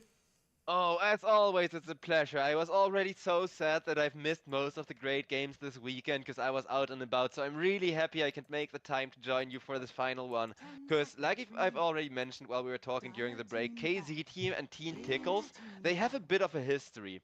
More so with the old Team Tickles squad, but they've also faced up in 2 seasons of EPL right now, and this is going to be the 3rd time they face each other. So I really hope Team Tickles have learned from their mistakes, because usually Team Tickles, they were doing really well, but then get outdrafted, just kind of get read by KZ's draft. So I think this Nature's Prophet is a really great opening for them. It's just saying, hey, we are here to play our game, we're here to do what we're comfortable with, and that's usually the best way to go into a matchup where the enemy knows what you're gonna pick anyways. Yeah. These comfort picks, this Techies, this Nature's Prophet, no way it would have gotten through the last phase. So Yeah. they made sure to pick like 3 super specific heroes. There's a lot that happened in the last 10 seconds overall. I mean, even with the Magnus being picked up, like, these guys are definitely not messing around. Like, the biggest historical moment between these two were definitely back in season 14, if I'm not mistaken, when Team Tickles kicked off KZ from the lower brackets and Team Tickles walked away all the way to finals. And, I mean... Oh yeah, that was a big upset, and it was yeah. just them returning the favor, where it was the exact opposite happening. And that's what I mean. Both of these teams, they're just looking for the other to make a mistake as far as the draft or as far as the gameplay goes. Yeah, they're pretty much all knives out here. Like, I mean, I love how aggressive openers they have on both sides. Nature's Prophet, it is something that we've been used to seeing throughout the Those are my tournament as favorite an Team opener. Tickles. Just But- a little bit, because Magnus against Doom. Doom wants to print money, Magnus prints money faster. I love Yeah. the Ember Spirit, though I think it's kind of a block pick. I think they're more afraid of the Ember Spirit going the way of Team Tickles and getting empowered by that Magnus. Because what I wanted to ask you is, what do you think the Empower hero will be? What do you think they plan on synergizing with that Magnus? I want to think cheesy. I mean, last time around, I was posed this question. Not sure if it was by you or if it was by Dota. I was going for cheese, and I said Sven, and it actually happened. So I'm not sure if That was with me. I remember that call, and I was like, oh, there's no way they're gonna double down on the 120% cleave, and they did it. They freaking and they did it. freaking went for it. Yeah, it would be that. It would also be, I don't know, like maybe. I want to think Wraith King, but no, it's more probably gonna be something a little bit more cheesy. What? No? Oh, it's gonna be Medusa instead. Hello? What? I'm not feeling this anymore. I'm I yeah, wanted to it get rid of threw this me draft as going well. It threw me apart as well. Like, With what the the hell lich, just they still happened? pick it. I'm so surprised. Like Ember Spirit, okay, that's probably a block pick. You can run Medusa against Ember and Hoodwink. It's not that bad. Dusa against Doom is slightly bad, but it doesn't completely destroy you until the late game. But Dusa against Lich, it's horrible. Cause Yeah, I sinister think gaze into the chain frost, and especially because you want to build a Manta with the Medusa, you already have like 2 targets to bounce around with. yeah, exactly. Also, mana drain is also extremely helpful. Maybe not in the laning stage, but later on because it's percentage based. In the late game, when the Dusa is level 30 and can 1v5 everybody, no, she can't because Lich will just come and take away all of her mana. Later on, like for a level 30 well farmed Dusa, you deal about 3000 damage, like the mana equivalent of 3000 damage with just one Lich drain. Yeah.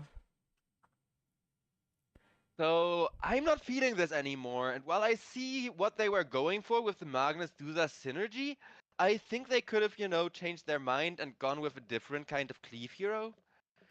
I would Maybe have even the went Luna, with because Luna. Yeah, it does feel like a good choice, but it does feel like it's gonna start falling apart because Ember Spirit can very easily burst through her. I mean, even but Lich, like if they catch her, which they do have two catch potentials, uh, the Sinister Gaze with the Searing Chains, and you have the Hoodwink as well. That Luna, I don't think she does stand any good of a chance. Like I would have more likely went in with, I don't know, some right-click heavy-hitting hero in the situation. Like yeah, the Sven would have been the cheesiest choice, no, you but can't go melee. You can't go melee against Doom Hoodwink. It had to be a ranged hero with cleave, and the only three that come to mind were Dusa, TA, and Luna as far as the meta goes. And I think Dusa is the worst of those three picks. Simply because with Luna, at least you get the ultimate, right? At least you get one spell that does damage. TA, sure, it's super fast. It has the same issue as Luna does, where you fall off. But I think that's a worthwhile trade as long as you have a carry that can kill 2 or 3 people after the RP. I mean, I would have went in with the Terrorblade pick or something of that sort, more likely.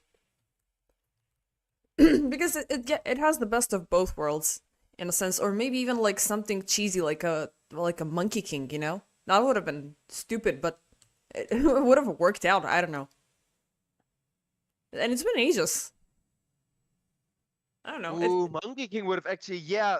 I'm not opposed to the Monkey King. It would have had to be an Aghanim's build. Like without the Aghanim Scepter, you do nothing. But I kind of see the idea. You get an RP, you jump the Monkey King in, throw the ultimate, and he immediately walks away as people come out of their stun, so he doesn't get caught. Yeah. That could have actually been really effective as long as you trust your Magnus to actually hit those RPs. Yeah, for sure. I mean, I would have gone with anything. Like, I don't know. Like, maybe no, Naga would have been a thing that was gonna fall apart against the Ember Spirit for sure, and with the Lich as well. Yeah, that would have been a very stupid pick. But I'm still trying to wrap myself around the Medusa. Like, yeah, she's a strong hitter, very fast farmer.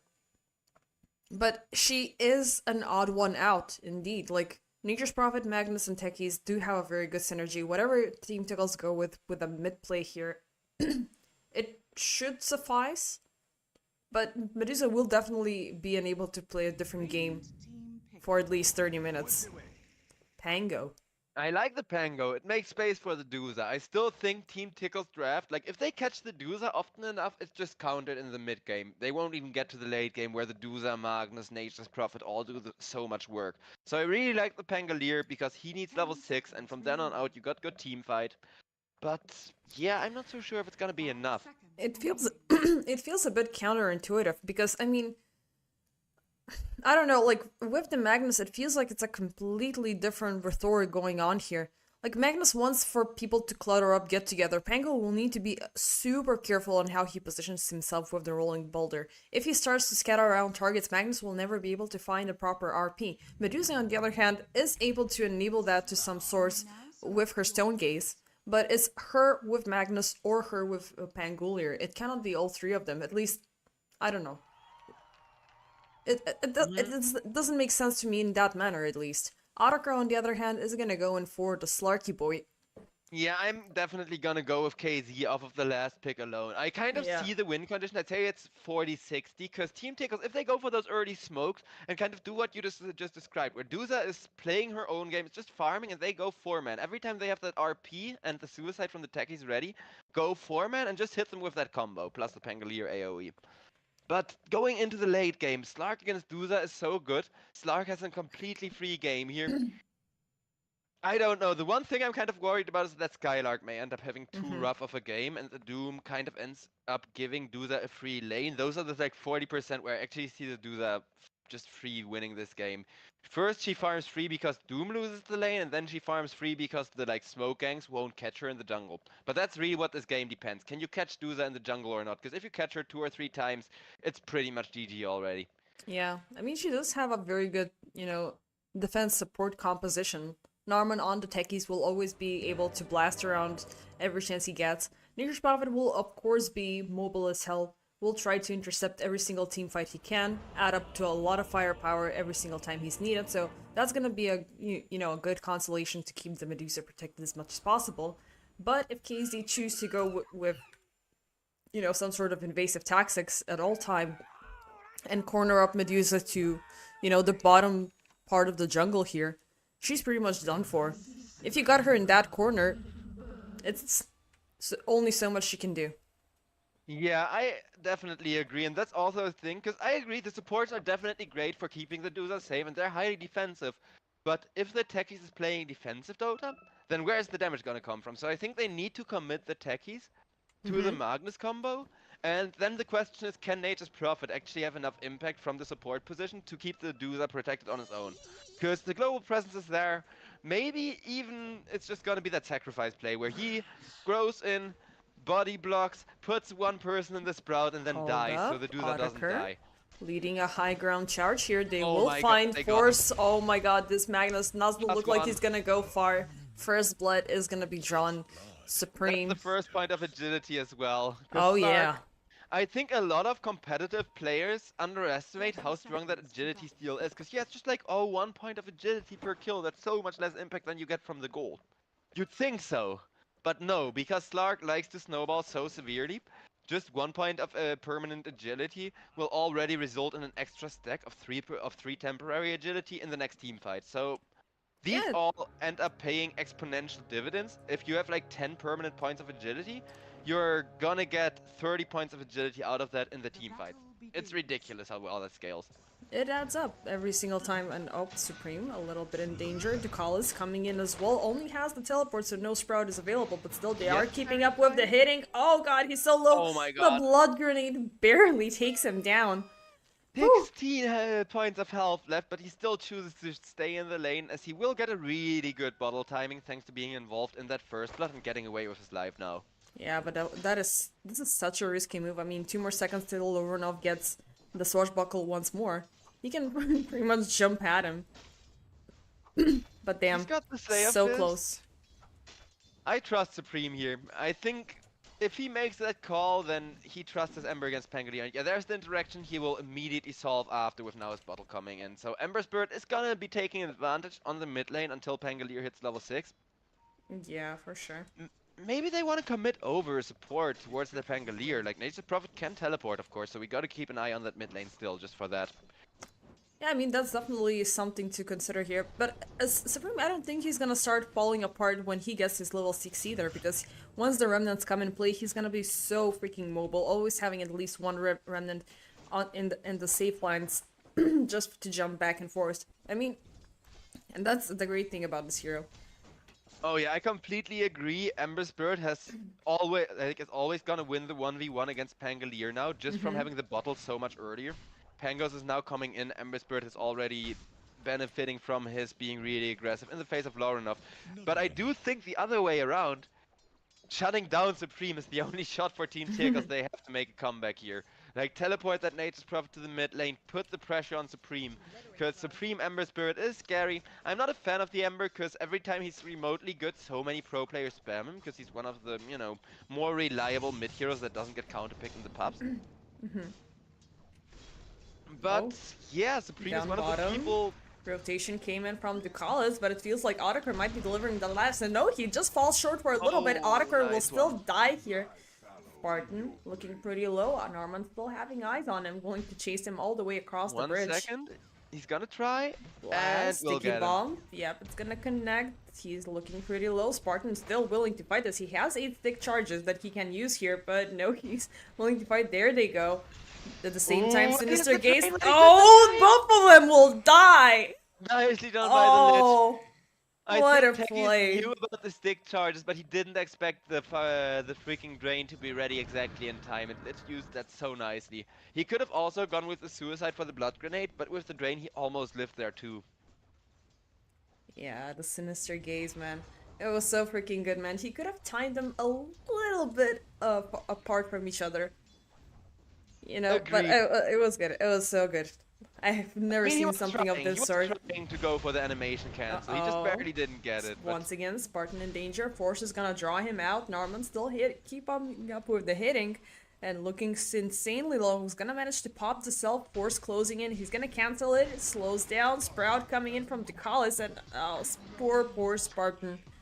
Going down for another We're time. seeing from Ducalis, though I'm kind of sad it hasn't done anything against the Ember Spirit. Because both Ember Spirit and Slark are still having a decently good game. Even with Otaker dying there once. He's forcing a tri-lane to be committed to him while he's just sitting here chilling and getting solo XP. This is still a very favorable lane for the Slark, who really just wants his level 6 before doing stuff.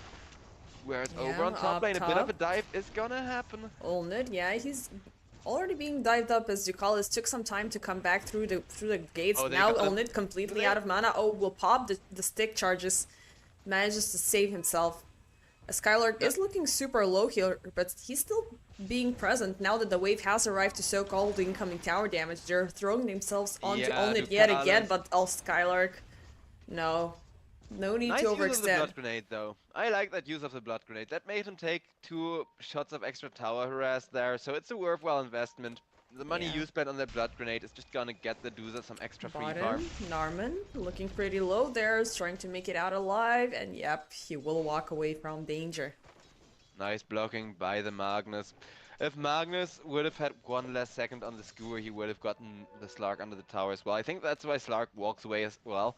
He's keeping exact track of that skewer cooldown, as Magnus is maxing it, and it was just literally those 2 seconds. Whole day of There we this. go again. Whole day. Yeah.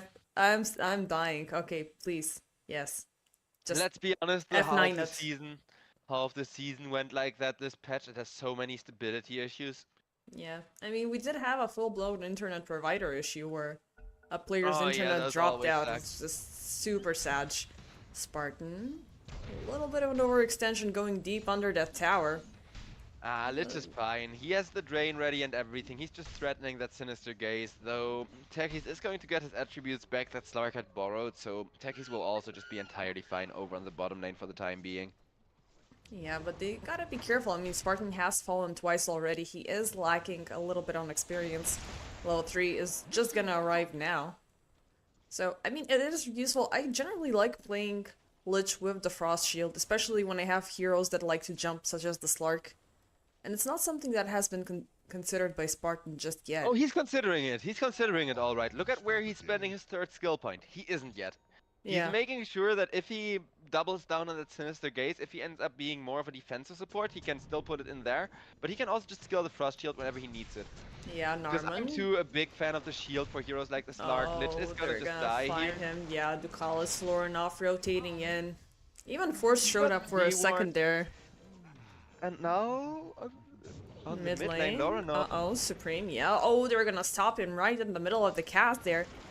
Ducalis still keeps up his eyes on Astral, and Ooh, they're the gonna burst burst damage. down the Hoodwink. Supreme still keeping up the pressure, really wants to get a hold on to Ducalis, but here comes the Rolling Thunder. Keeping him in place, and will he make it out of there alive? Answer is no. That was He had the bottle disgusting. too with an Invis rune. If he would have just been able to like spam the bottle, I think he was spamming the Slayer Fist, but he should have instead spammed the bottle. Because Slayer Fist, it still requires you to turn, and getting the illusion rune for the 0.1 second iframe would have allowed him to get out a Slayer Fist. Yeah. Barely. I mean, it was a 3v1 contest either way. You were kind of, you know, overextending way too much there. Yeah, well now over on the mid lane, the aggression is mounting from the Ember Spirit, who still just got the freest mid lane of a lifetime. Even having died once, Supreme doesn't mind too much, as long as he gets some good value as far as the tower push goes. Oh. A little bit of a threat for Ducalis to arrive there to face off against Supreme. Definitely the right call. Yeah, definitely the right call, but still they are keeping up. They really want to open up the map even further. Astral. Yeah. Oh, here comes Ducalis. time This around time he's not Ducalis. checking it out. They're gonna throw themselves onto the hoodwink. Oh, and instantly burst him down. Supreme willing to at least get one kill in return. Keeps up the pressure onto Narman, but will be forced to turn around. The Spartan shows up and it's a new target for the Taken. And yeah, they will add it up to 2 kills in the favor of Team Tickles. What a play. This is what they needed from mid, because now even though this Ember Spirit is kind of fat, Pangolier can start going for his first big item. He's got his mana boots, he's got the sustain he needs in order to keep contesting this runes and with the support Supreme. rotation. Okay, he's fine, he's fine.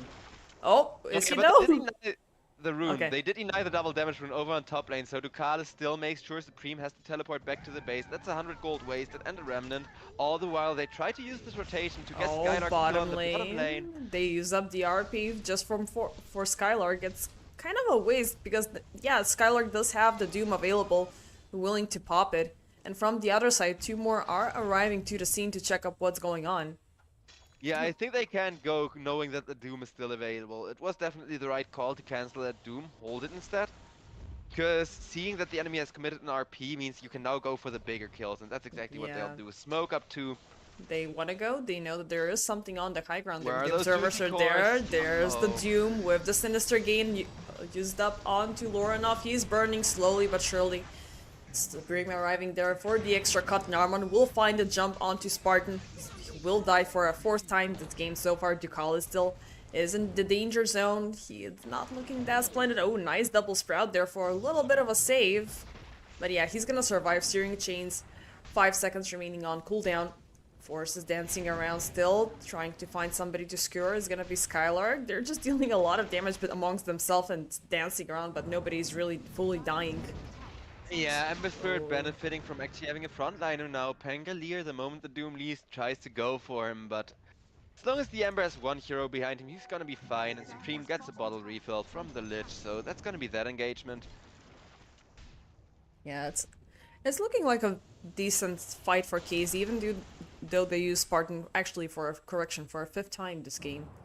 They were willing to give it away just to make sure Loranov goes down. Ducalis, however, look at the perfect game he's having on that Nature's Prophet. He already got an Urn with a charge and is going 4-0 and 4. Yeah, it's going great. Oh, down on bottom. Force. Otakar and Skylark are gonna find him. Tries to skewer Otakar away from him.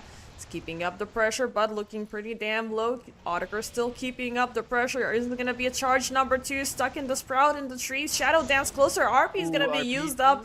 Very smart choice for that extra duration stun, but back in mid, Spartan is gonna get blasted into smithereens. Ducalis looking pretty low. Skylark locked into the trees, and finally they're gonna get him thanks to Supreme. Loranov still keeping up the chase onto the Doom. Otakar coming in from the stairs. Nice high ground jump coming in from Loranov. Right under the tower. They will still keep up the chase. Searing chains are gonna connect, but with the TP arriving in, they're gonna give it up. Own it. Nice double stun there for the rescue. Yeah, Supreme, after mostly just his Pangolier becoming so scary, he's now a little bit behind on the damage, though he is going for that Mage Slayer build, and Mage Slayer, of course, a great farming item nowadays. So not only is he gonna be absolutely annoying in the teamfights once he gets there, he's also gonna be flash farming still. Right now, Force managed to actually out-money the Doom, so the only core that's still looking good as far as network goes is Ducalis finds a target. Oh god, it's gonna be Spartan yet another time. I mean, Spartan is responsible for him losing his perfect game, right? He didn't have a single death until Spartan was ready to lock him down in that mid-fight, so I think Ducalis wants a bit of revenge. He will Fair. get it. And he will also get 3 charges up on that Rune of Shadows, which is almost the Spirit Vessel already, so that is gonna make for a lot of damage for the Doom super early on. Yeah. And the pressure is being applied quite well by the side of Team Tickles. Their Dusa may still be a little underfarmed, but Dusa is currently looking to catch up. Is still going for that Manta style, however, which we both discussed. Is kind of awkward against the Lich.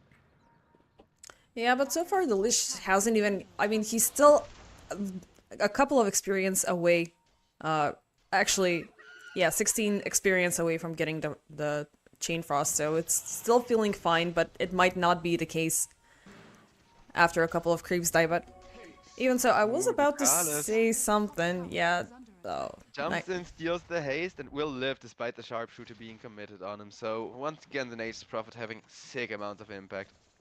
yeah. Nice aggressive push, I mean, coming in from Team Tickles with that tower killed. Like, they've gotten, you know, those bigger items that we were looking for here. The urn is about to be complete in about 100 gold from now. But yeah, with that, they've pretty much evened out the tower kill. And are we gonna looking for a team fight here? A lot of spells being thrown. Otaker will commit for a jump. He will burst through. Lorenov looking insanely low. Will he pop the rolling boulder? Answer is yes. Sticky bomb for the slows. Still, oh my god, the snipe from Supreme. So nice. Yeah, They're gonna the find teleport him. was still within vision. I think if he wouldn't have seen the teleport, he wouldn't have known exactly where the Pangolier is. But the moment he sees the teleport, he throws the Slayer Fist, gets the kill, doesn't even have to wait for that Mage Slayer to tick with the extra damage. Yeah, But that a was four-man super smoke juicy. in retaliation. Although they're just gonna commit it defensively to allow Duza to get these triangle stacks from the looks of it. Yeah, they were really hoping to defend those because, I mean, Medusa still hasn't shown her face, doesn't have a Stone Gaze available just yet. Uh-oh, in mid lane. Oh, somebody's Nice gonna be lit fine. ultimate. Supreme. Oh, he doesn't survive, but the Chain Frost connects on to 2, and it's gonna be 2 for 2 overall. Well, at least, as I say, Spartan is finally having impact again. He has Yay. had such a rough time before he was hitting that level 6. So now that it's time for the Chain Frost, he can't wait to throw that in the enemy's face every time it's off cooldown. And plus, he's gonna be getting a Pava soon, so a little bit more of a durability, a little bit more of help onto his friends, so it's looking a little bit better. Like, you know, there's a little bit of sun rays coming through the clouds for the Lich.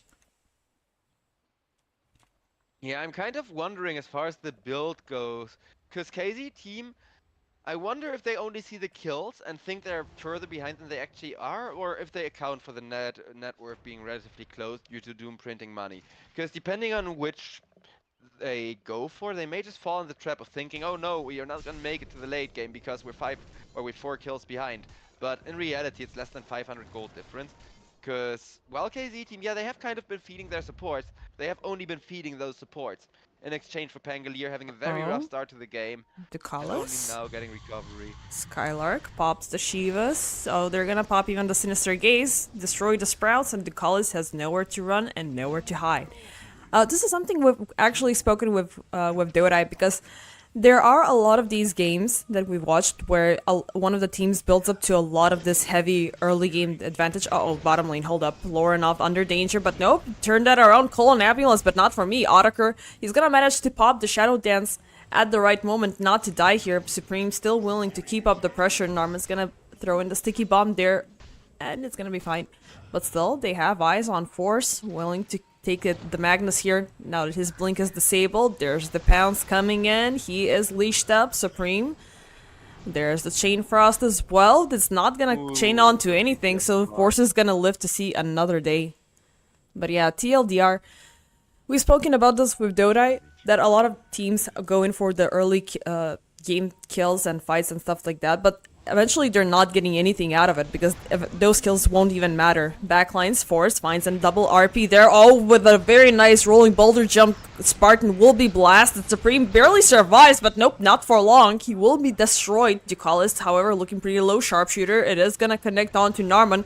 Techies goes down, Doom, thrown on to Olnit, running low on mana. He does have the magic wand available though, but no follow-up. Yeah, it's looking pretty bad. They will push him into the river, right into Olnit's hands. Lorenov is going to burst him down. Ducalis, Otaker will eventually find him. Will he turn around to find some more kills here? He does have the Shadow Dance. Oh yeah, he finds Olnit. They will hold him into the trees, looking low. Mana is completely out, and boom, down goes the Dusa. And this is what you were talking about back into the draft. Slark destroys Duza. And Easy. now they don't have the Nature's Prophet to keep her safe, so the moment the Nature's Prophet goes down, Otak goes like, oh, where's the Duza? I still have a Shadow Dance with Let's her go. name on it. Let's go. Yeah, he's got the Diffu Blade, he's now going Mage Slayer, his item timing is gonna be amazing.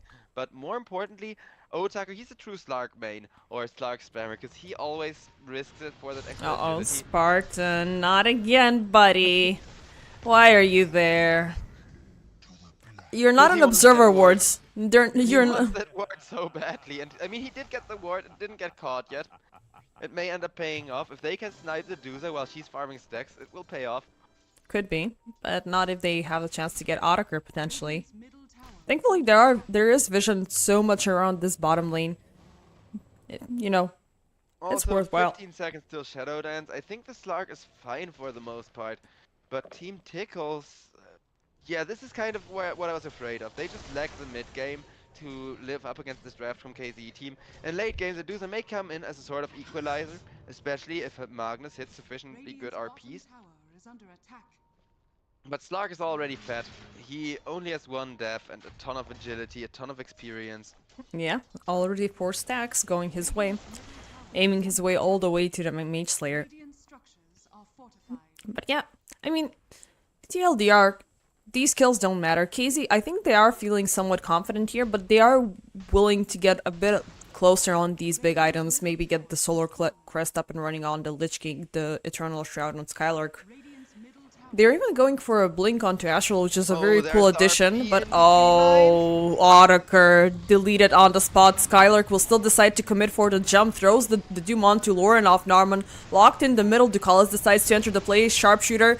They will delete Narman on the spot. Ducalis still locked in the middle. Chain Frost not gonna connect. Olnit keeping up the pressure. Stone Gaze is still not used. She is trying to make the run for it. Stun into the trees. Mana looking pretty low. There's the Stone Gaze. You should maybe turn around here, Supreme. Not a good idea to look, but eventually they will find him and take him down.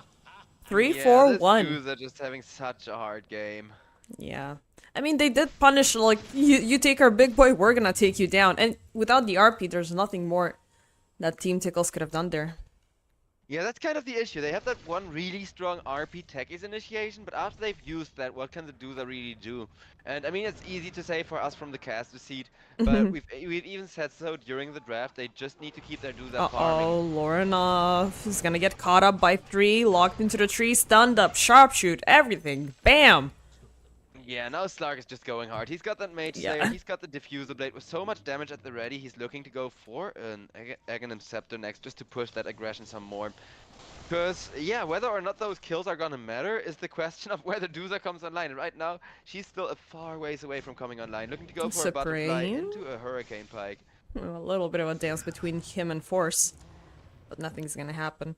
Yeah, I'm still trying to make my mind of it. Like, it was super freaking obvious. You have a Slark and you're going in. I mean, they picked up a Slark, a hero who, you know, mains items like the Diffusal Blade, and they went in for a Dusa. It's just, I don't know. I'm still, my head has been stuck in that moment, and Well, the Slark was the last pick, and I think Yeah. that last pick was exactly what I talked about, where 9 out of 10 times when these teams play each other, the team that has the cheekier last pick, the team that manages to catch their opponents more off guard wins. And I think this Slark last pick, it's a big enough catch off guard. but it was an open move door. I mean, even so, like, even if the Slark didn't pass through the, I think AM was still in the pool, man, or something of that sort. It's like, I don't know, the Medusa feels like a hero that, like, even I spoke about this. You cannot work with all 3 of them. You cannot work with Pango and with Magnus. You either or. Meanwhile, Magnus, oh, doomed and sharpshoots instantly takes him down. Skylark still has his eyes on Narman. This techies,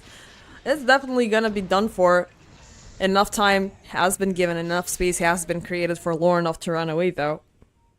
Astral also looks to be going for a really early blink dagger on that Hoodwing, so he wants to join his team in being aggressive and taking away map space some more. And I like it, because if you have 4 freaking kills on a Hoodwing, you may as well build greedy. Nobody's gonna flame you for that. Ember Spirit in the meanwhile, he went to double down on a Maelstrom. Maelstrom plus Mage Slayer, pretty much the meta build. Not really making any alterations for the draft he's playing against. Yeah. Just stack up on that extra damage as much as you can. And it's gonna be a Sanjin Kaya to add up more insult to injury. And yeah, and to top it all off, we have Skylark, as you said, the money printing machine. Has the Shiva's already done for quite some time. The Blink has been operational and has been doing wonders, instantly finding the right targets to doom every single time.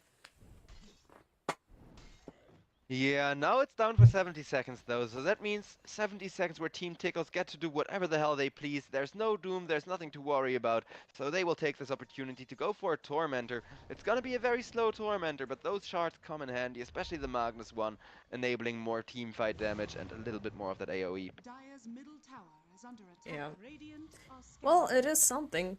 It's just a question of the momentum, whether they'll be able to get it. But as you said, they have this cheap two-step strategy. Jump in, find the right RP, enable the Techie's Blast, and afterwards you really don't have much. Yeah, you're gonna get the Pango, he's gonna start throwing himself around. But just ignore him, you're gonna find everybody else there, and because they don't have anything to do.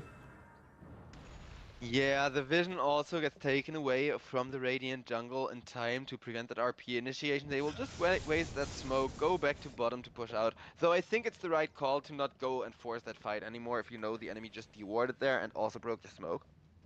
Yeah, maybe go in. I mean, it's minute 22 into the game. Maybe you can sneak in, try to get a Roche kill or something of that sorts while KZ are occupied. Maybe even try to get one kill onto somebody, or Yeah, maybe I two, agree and with keep them that occupied. mindset. Because there's that huge RP, you don't have to land a big RP if you sneak a Roshan after. If they have enough of a vision advantage around the edges of the map that I think they would get away with that too. Just land one smoke, like a one-man smoke into RP, so you make absolutely sure you got the kill, and from there on out it should be quite relaxed again. Yeah, I would say that could potentially be the play here, but KZ have a very nice deep vision into Tickles' territory there, so they know exactly where the RP is right now. So they're just gonna avoid it, even though Audekar was pretty close there with Spartan.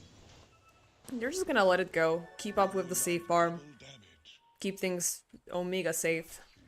I'm so sad that Ducalis is not having impact anymore. I mean, I understand he has died 4 times in a row. He can't even afford that 4 staff yet, despite looking like an additional carry earlier. But yeah, Nature's Prophet was such a big part of this draft, where it's like, keep the Duza safe, go for the backlines to force the Hoodwink to run into you. Nothing of that nature is gonna happen anymore until Nature's Prophet gets to pick up a little bit more experience. He does have the level 12 now at least, to make sure he gets the level 2 ultimate, but I don't know. I feel like he already fell off, whereas Pangolier, who on the contrary made a huge comeback, is like you said, it's those 3 cores don't work together. Yeah, it feels kind of awkward indeed. Eyes on Audekar for a couple of seconds there. Tickles were considering jumping onto him, but he has a newly claimed scepter, so it's gonna be a double pounce available, which is already gonna start to make things a hell of a lot more annoying during the team fights. And yeah, meanwhile, I like how Medusa KZ Butterfly are is being the available. aggressors. They make sure to use the Slark as bait if 3 people smoke behind him, though really they just... Ooh, they catch the Duza way in the back lines. I don't think Duza is gonna get gone for, but now they know Olnit is here and that will open this tower for pushing. Do they actually want to push? Maybe they want to go Oh, for they're something drawing more. on the map. Yeah, Slark is feeling it. Oh yeah, under the vision, they see where Force is. This is where they want to commit for a jump. There's first pounce coming in second. Oh, it's gonna land right into the skewer, but they will pop the Shadow Dance. Audekar still willing to keep up the pressure. Will it be enough? Oh, Supreme closing in. They will latch on to Narman. There's the second pounce coming in. He is Lich Gale. Whoa, Spartan locked in. We will throw in the Chain Frost, but it's not gonna connect onto anybody. Still Skylark, there's DRP. They're gonna lock onto both of them. Still Ducalis, Narman. They will die one by one. Force still keeping up the pressure. Only there's the Tone Gaze, and everybody turn around. Skylark looking glow. The Glimmer Keep is gonna keep him out alive, and well, Force is gonna die out first. Audekar still man fighting versus Medusa, out of mana, out of HP, and she will be obliterated. Last man standing is Lorenov, who Astral is still willing to find here within the jungle. Will he spout it? Oh, he does see the blink. There's the Q is gonna get it from the TP. Will be stopped. Audekar, therefore, the pounds. Nice swashbuckle away back into the little puddle there. But will they find him? Will they complete the team wipe? TP now. I don't think they want to commit as much. That was so nice. Still has like 48 temporary agility, because that was something I really have to compliment Otaker. For the layman, for like the 1k MMR players, it may look like he's just been AFK for that fight for like 10 seconds without a reason, but really he was waiting to get more temporary attributes before he dared to fight into the Duza. He keeps up the pressure, might be going in for another charge here. Norman cannot really go far, and yep, he's gonna get it. Make it Even 7. with the agility, he leapt with him mid-air and was in his melee range mid-air to get the 7-point agility. Oh. Gone, Otaku Slark. Like I said, he's Slark spammer. You can see by how much he commits for that agility every time and gets away with it. Yeah. Also down bottom, Spartan will be able to take down Otaker, my bad, Force along with Supreme, so all around the map kills are happening in the favor of KZ. Not only that, 40 seconds till the Doom. Now that Doombringer almost has his TP boost level max, so he can keep printing money, he can keep split pushing, absorbing all of that solo XP, all the while still having huge impact with his ultimate soon. Yeah. He got some boots of travels. I mean, he will be countering whatever Ducalis is trying to do here. I mean, he has been attempting to somewhat cut the lanes or at least farm up from the sides. But I don't think that's a huge problem here for Skylark. He's just wanting to be playing annoying, throw in the Doom, then go back to being, as you said, as you call it, a money printing machine. Up on top, the real Supreme question is how do they finds make a Ducalis. comeback? The Nature's Prophet trying to run off, a little bit of a zip zap across the bridge, and boom.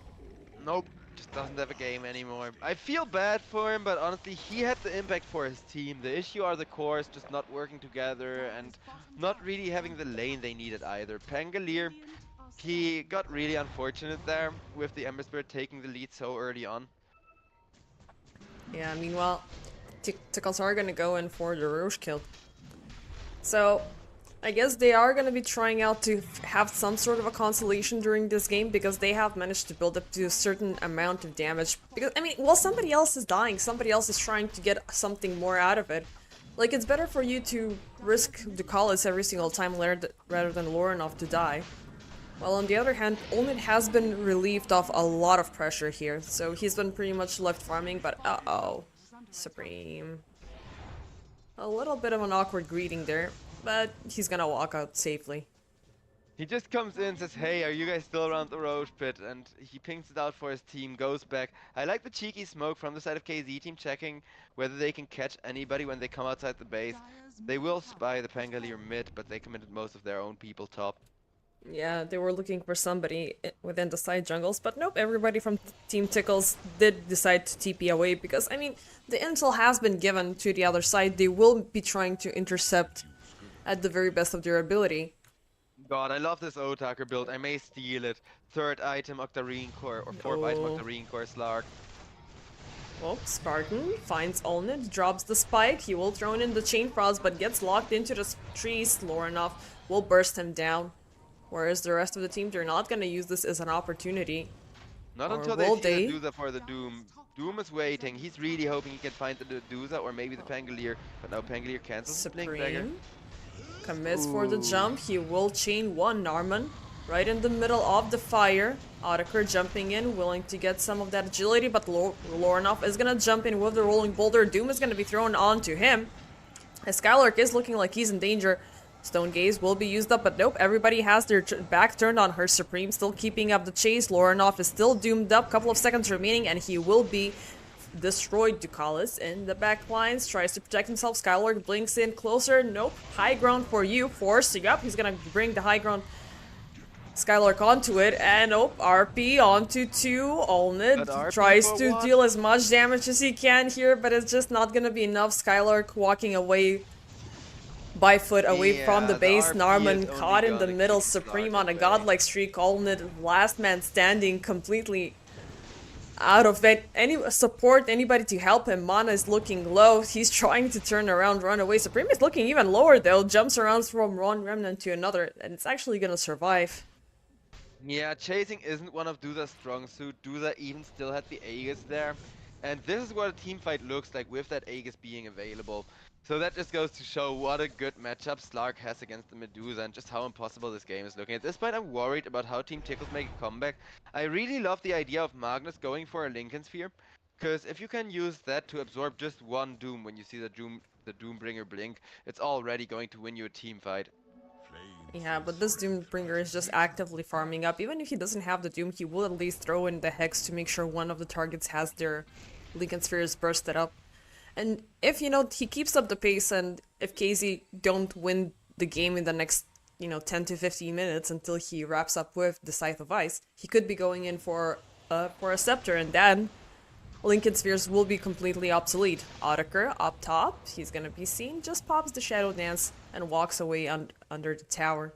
Rest of Still has the KZ, mini ultimate. Maybe they want to turn. yeah, no, they're just gonna be taking the tower for a little while. Rest of KZ are in the vicinity, but you can see, like, this cockiness, like, Otaker is still sticking around in the lane, and that's enough of an indicator there is somebody lurking by, but they're gonna take that into consideration. Ooh, nice Skylark, Doom. they're gonna, do one more time onto Lorinov. Supreme keeping up the chase onto Force. RP available in 5 seconds, tries to make it out alive. BKB, Nope. no, not gonna help him out at all. Any more Oh, targets? Goldie's Uh-oh, waited. Olned locked into the trees. 1 minute remaining onto the Aegis timer. Will he die for the first time? Supreme, choose a target, god damn it! He's gonna instead choose to go on Narman. Otaker takes down the life of Olned for the very first time.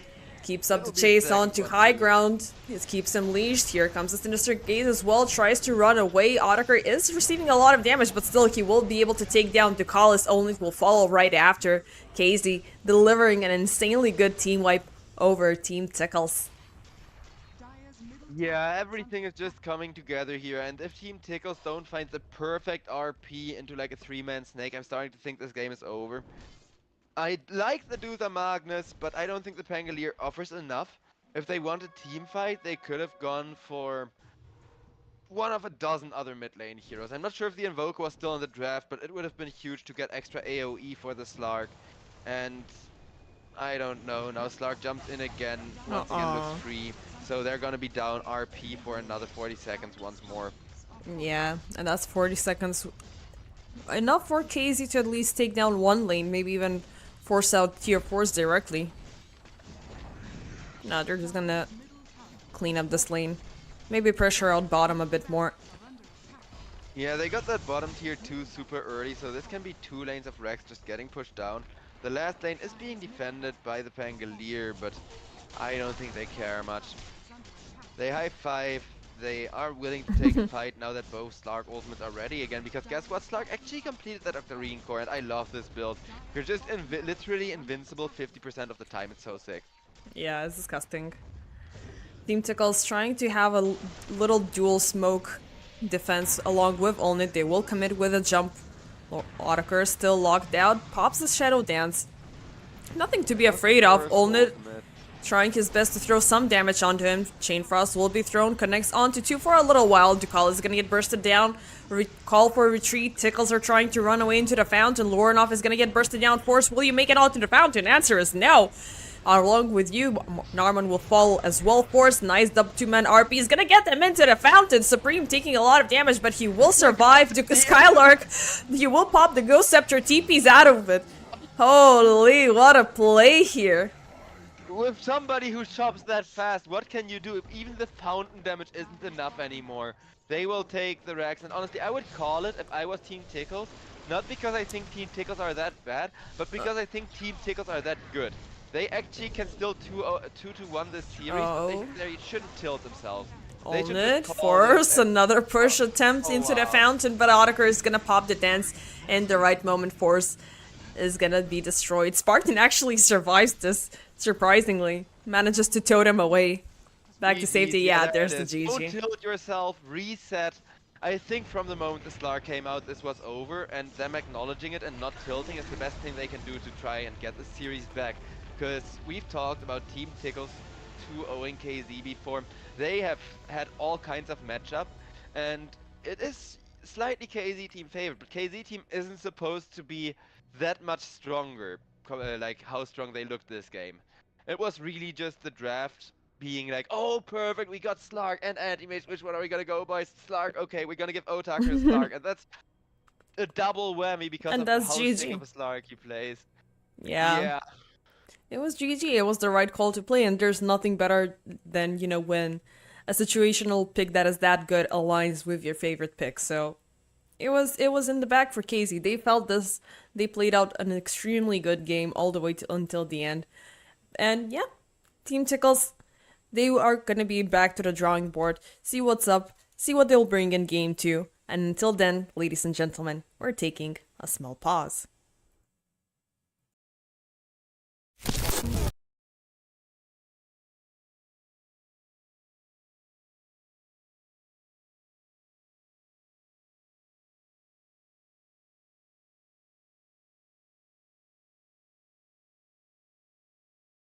Of me.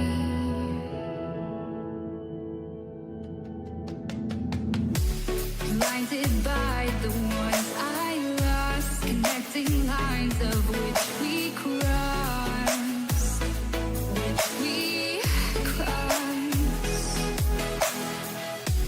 dropped off the scene at sight, wishing to have one more fight left in me.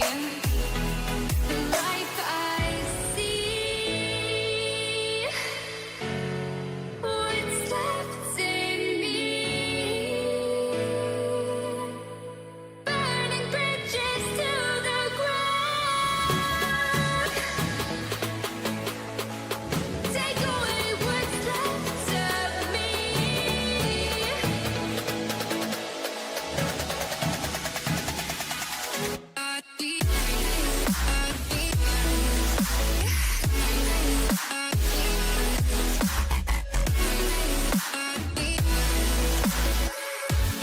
Burning bridges to the ground.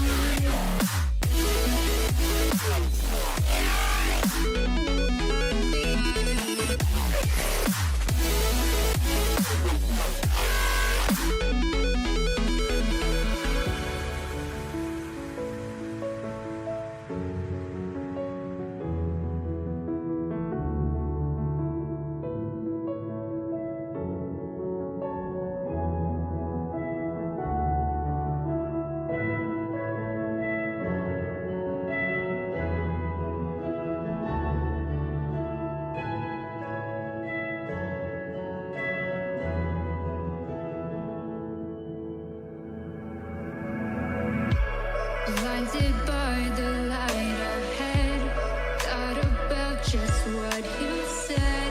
Connecting lives is what you planned.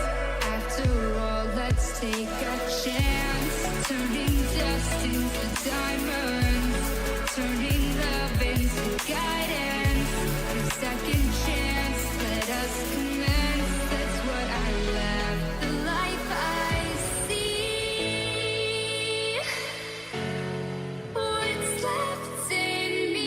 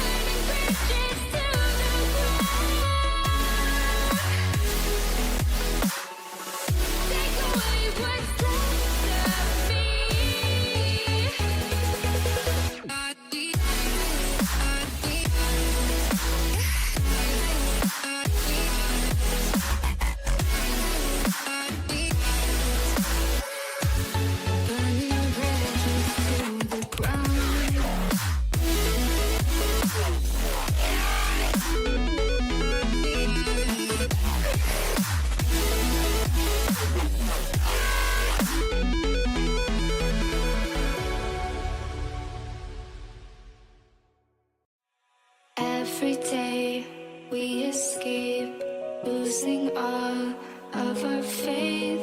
We can't live this way. Feel me slowly fade away. Feel me slowly fade away. As far as the wind will take me. Every day I feel time slipping, passing, skipping by. All the words I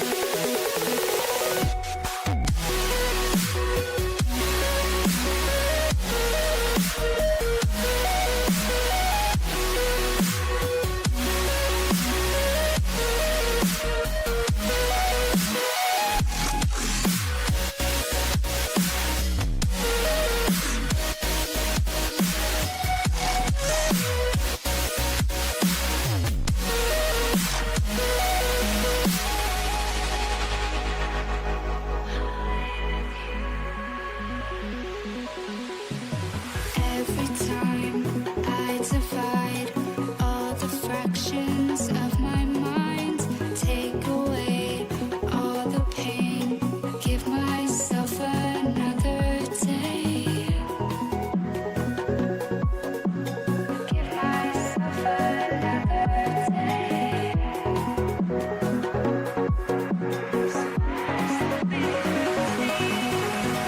Every day I decide if we'll ever see the sign.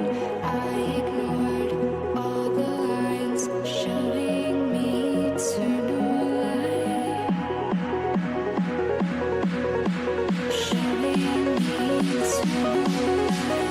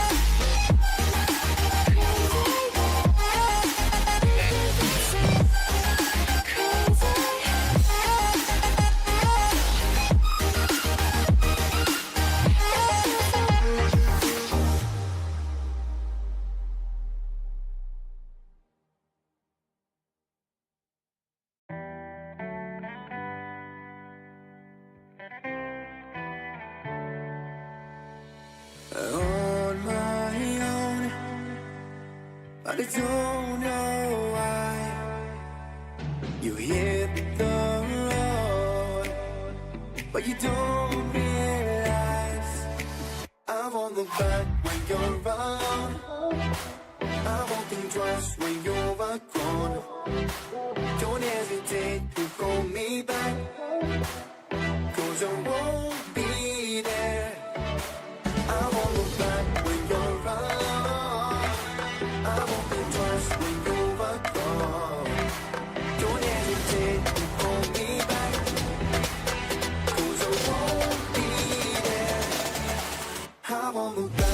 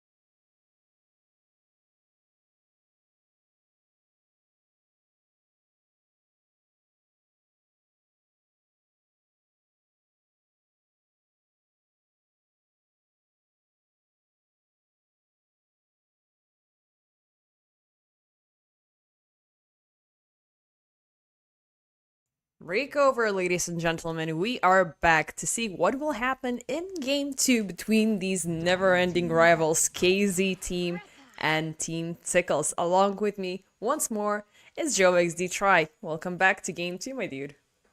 Oh, it's a pleasure, though. Game number 1, it was a little bit one-sided. We both predicted that when that Slark came out, and watching Otaker's Slark is always a treat. Though, we've also discussed Otaker's real main hero this patch, and Faceless we may Void, yeah. very well... Yeah, we may very well still see the Faceless Void. Oh, now you've taken all of the, tension I was building out of it. Yeah, I'm sorry. It was aching me as well because I mean, that's we fangirled over this both we generally dislike faceless voids because they can never be they can either be 50-50. They either flunk completely or they rise. When it comes down to Otaker, when he picks off a faceless void, you're like, oh yeah, this guy's gonna punish. You know, you're ready for that. Yeah, and I really love how much Otaker makes things happen. Like, you give him a carry with a long cooldown on his ultimate. Like, Spectre is another good example, but Spectre isn't that popular. But he will press the ultimate. Like, he has a Chronosphere, he has a Haunt, press those. Every time they're off cooldown, press, press, press. It's only about the numbers in the corner of the screen, right? Nobody cares about how well you're farming. Nobody cares about how well you're playing. You just gotta tilt the enemy and get as big a number in the upper left corner as possible. That's how you play carry. At least if you're Otaker, he's the only one who makes that greedy playstyle work. Yeah, for sure. I mean, that's why his Faceless Void plays pay off, because the way the team synergizes is to make sure that he gets a piece of the action every single time. And even if they don't enable the good play during the start of the game, they will try their best as a team to keep the rest of the enemy squad occupied with what they're doing, so he can farm up, and then 20 minutes pass by, this guy, bam, bam, bam, just takes you down every single time. But this time I think they're gonna be going in for something a little bit more different. So I'm getting a little bit of a sense of something else other than a Faceless Void. Mostly because Tidehunter wants to keep things out into the open. It's a very nice setup every single time. But I do think that the Chronosphere synergy is a little bit too much. Enigma, on the other hand, would be really fun to see, but I wouldn't mind it if they pick a mid laner that synergizes. Like, you can still counter the synergy that they're lacking with the Void if you go for, let's say, the Ember Spirit once again to set up those Chronos or something like that. But yeah, I definitely agree that Tidehunter is already one of the cores who doesn't work well with the Faceless Void, and one of the cores that doesn't work well with your carry isn't that bad, because the one position is obviously going to be doing the most work later on. But two cores that don't synergize well with your carry, we saw it last game, it ended up not quite resulting in anything. We had Duza getting caught where she was in a perfect position for that RP that Magnus just didn't hit by 1 second cooldown before he died.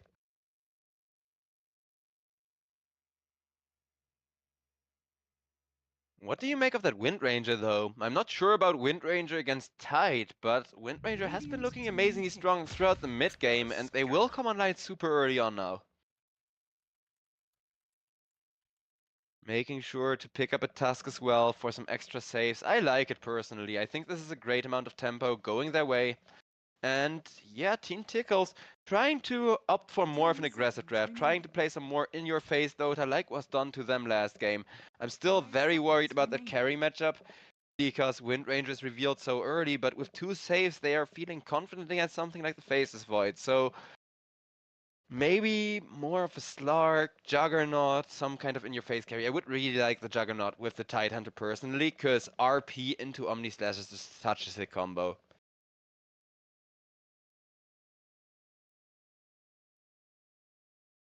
20 seconds remaining, KZ team. I don't think they want to reveal their carry yet if they're hesitating for so long, but what else can they really do here? I mean, looking at the ban